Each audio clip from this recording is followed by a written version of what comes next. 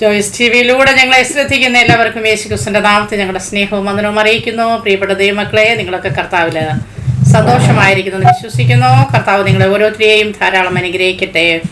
അവങ്കിലേക്ക് നോക്കിയൊരു പ്രകാശിതരായി അവരുടെ മുഖം ലജ്ജിച്ചു പോയതുമില്ല. നമ്മുടെ മുഖം ലജ്ജിക്കാതിരിക്കണമെങ്കിൽ നമ്മുടെ കർത്താവിൻ്റെ മുഖത്തേക്ക് നോക്കണം.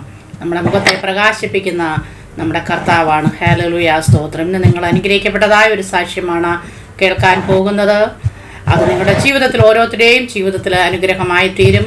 ഈ സാക്ഷ്യത്തിലൂടെ കർത്താവിൻ്റെ നാമം ഉയർത്തപ്പെടും ഞാൻ വിശ്വസിക്കുന്നു. അതിനായി നമ്മളോടൊപ്പമായിരിക്കുന്ന കർത്താവിൻ്റെ ദാസി ബിൻസി ജോൺസൺ ആണ്. ആ പ്രിയ കർത്താവിൻ്റെ ദാസിയെ ജോയ്സ് ടിവിയിലേക്ക് ഹാർദവുമായി സ്വാഗതം ചെയ്യുന്നു. ആമേൻ. Praise lord, praise lord. Devadasi, കർത്താവിൽ സന്തോഷമായിരിക്കുന്നല്ലോ? സ്തോത്രം, സന്തോഷമായിരിക്കുന്നു. ഓക്കെ. കർത്താവ് സഹായിക്കട്ടെ. ഞങ്ങളോടൊപ്പം ആയിരിക്കുന്നതിൽ വളരെയധികം സന്തോഷമുണ്ട്. ജീവിതത്തിലെ കർത്താവ് നടത്തിയ ഒത്തിരി അനുഭവങ്ങളുണ്ടെന്ന് മനസ്സിലാക്കുന്നു. അതിലേക്ക് കടക്കുന്നതിന് മുന്നമേ നമുക്ക് ദൈവസന്നിധിയിൽ ഒന്ന് പ്രാർത്ഥിക്കാം. ഹല്ലേലൂയ, സ്തോത്രം, സ്തോത്രം. പരിശുദ്ധ കർത്താവേ, നന്ദി നിറഞ്ഞ ഹൃദയത്തോടെ ഞങ്ങൾ അങ്ങേ വാഴ്ത്തുന്നു, സ്തുതിക്കുന്നപ്പാ. അങ്ങയുടെ മഹാസാന്നിധ്യം ഞങ്ങളോട് കൂടെ ഇരിക്കണമേ കർത്താവേ. അപ്പാ, ഞങ്ങളങ്ങോടെ സന്നിധിയിൽ ഇരിക്കുമ്പോൾ ഹല്ലേലൂയ ഞങ്ങളുടെ ശബ്ദം ഞങ്ങളെ കേൾപ്പിക്കണം. നിന്റെ ദാസ്യ ദൈവം നടത്തിയ വിധങ്ങളും വഴികളും കർത്താവിനെ കണ്ടുമുട്ടിയതും ഒക്കെ പറയുവാനുള്ള കൃപ പരിശുദ്ധാത്മാവ് കൊടുക്കണേ. വായോടും നാവോടും അങ്ങയുടെ ആത്മാവ് കൂടെ ഇരിക്കണമേ. അങ്ങയുടെ നാമം ഈ സാക്ഷ്യത്തിലൂടെ ഉയർത്തപ്പെടുവാന് ദൈവത്തിന്റെ ആത്മാവ് സഹായിച്ചാട്ട. പരിശുദ്ധാത്മാവിന്റെ ശക്കേനയ്ക്കുള്ളിൽ ഇരുത്തിയാട്ട. യേശുക്രിസ്തുവിന്റെ നാമത്തിൽ തന്നെ ആമേൻ. ഹല്ലേലൂയ, ആമേൻ. Praise lord. ദേവദാസി നമ്മോടൊപ്പം ജോയിൻ ചെയ്തിരിക്കുന്ന ഇപ്പോഴെവിടെ നിന്നാണ്? വീട്ടിൽ ആരൊക്കെയുണ്ട്? ഫാമിലി ബാക്ക്ഗ്രൗണ്ട് ഒക്കെ ഒന്ന് പറഞ്ഞാട്ടോ. ഓക്കെ. ദൈവത്തിന് സ്തോത്രം ചെയ്യുന്നു. പ്രിയ ജോയ്സ് ടിവിയിലൂടെ എന്നെ ശ്രദ്ധിക്കുന്ന എല്ലാ പ്രിയപ്പെട്ടവരും കർത്താവായ യേശുക്രിസ്തു നാമത്തിൽ സ്നേഹവന്ദനം. എന്നെ ഇങ്ങനെ ഒരു സാക്ഷ്യം പറയാനായിട്ട് ക്ഷണിച്ച ജോയ്സി ആന്റിക്ക്, പ്രത്യേകമായി റേച്ചൽ ആന്റിക്ക് ഞാൻ നന്ദി പറയുകയാണ്. അല്പസമയം നിങ്ങളോടൊപ്പം ആയിരിക്കുന്നതിൽ ഞാൻ സന്തോഷിക്കുന്നു. ഞാൻ എന്നെ തന്നെ പരിചയപ്പെടുത്താൻ ആഗ്രഹിക്കുകയാണ്. എൻ്റെ പേര് ബെൻസി ജോൺസൺ എന്നാണ്. ഞാൻ ഇപ്പോൾ ജോയിൻ ചെയ്തേക്കുന്നത് ആയൂർ, കൊട്ടാരക്കര ആയൂർ എന്ന് പറഞ്ഞ സ്ഥലത്തു നിന്നാണ് ഞാൻ ഇപ്പോൾ ജോയിൻ ചെയ്തിരിക്കുന്നത്. ഓക്കെ ദേവദാസി, കർത്താവ് സഹായിക്കട്ടെ. ഇനി ദേവദാസിയുടെ ജീവിതത്തിന്റെ അനുഭവം ഷെയർ ചെയ്യാനുള്ള സമയമാണ്. ദേവദാസി അത് ഉപയോഗിച്ചാട്ടെ. Okay, thank you Devadasi. Bless you. Praise the lord. ഞാൻ പറഞ്ഞതുപോലെ എൻ്റെ പേര് ബെൻസി ജോൺസൺ. എൻ്റെ സ്വന്തം സ്ഥലം, ഞാൻ ജനിച്ചു വളർന്ന എൻ്റെ സ്വന്തം സ്ഥലം പത്തനംതിട്ടയ്ക്കടുത്ത് കോന്നിയിൽ അട്ടച്ചാക്കൽ എന്ന് പറഞ്ഞ സ്ഥലത്താണ്. ആ ഗ്രാമത്തിലാണ് ഞാൻ ജനിച്ചു വളർന്നത്. എന്നെ വിവാഹം കഴിച്ചയച്ചത് കൊട്ടാരക്കരയിൽ ആയൂർ എന്ന് പറഞ്ഞ സ്ഥലത്ത് ചെറുവക്കൽ എന്ന് പറയുന്ന ഗ്രാമത്തിലാണ് എന്നെ വിവാഹം കഴിച്ചയച്ചത്. എൻ്റെ വീട്ടിലെ പപ്പ, എനിക്ക് മമ്മി, ഒരു ചേച്ചിയായിരുന്നു. ഇത്രയും പേരടങ്ങുന്ന ഒരു കുടുംബമായിരുന്നു ഞങ്ങളുടേത്. എന്നാൽ എൻ്റെ മമ്മിയും എൻ്റെ ചേച്ചിയും കർത്തൃസന്നിധി ചേർക്കപ്പെട്ടു. ഇപ്പോൾ എൻ്റെ പപ്പ ഞാനും മാത്രമേ ഉള്ളൂ. എൻ്റെ ഹസ്ബൻഡിന്റെ വീട്ടില് അവിടെ പപ്പായും അവിടെ അപ്പച്ചനും അമ്മയും 3 സഹോദരിമാരും ഒരു സഹോദരനും ഉണ്ടായിരുന്നു. അതിൽ അമ്മയും മൂത്ത സഹോദരനും ദൈവസന്നിധി ചേർക്കപ്പെട്ടു. ബാക്കി സഹോദരിമാരും കർത്താവിന്റെ ദാസൻ കുടുംബം ഞങ്ങളായിട്ടുണ്ട്. ഞങ്ങൾക്ക് 3 മക്കളാണ്. മൂത്ത മകൾ അക്സ അന്ന ജോൺസൺ മദ്രാസിൽ MSW കഴിഞ്ഞ് വർക്ക് ചെയ്യുന്നു. രണ്ടാമത്തെ മകൻ അക്വില എബ്രഹാം ജോൺസൺ ഇപ്പോൾ കാനഡയിൽ പഠിക്കാൻ പോയിരിക്കുന്നു. മൂന്നാമത്തെ മകൾ ലിൻസി തോമസ്. ലിൻസി തോമസിനെ കുറിച്ച് എനിക്കൊരു സ്റ്റോറി പറയാനുണ്ട്. അത് ഞാൻ എൻ്റെ സാക്ഷ്യത്തിൽ പറയാം.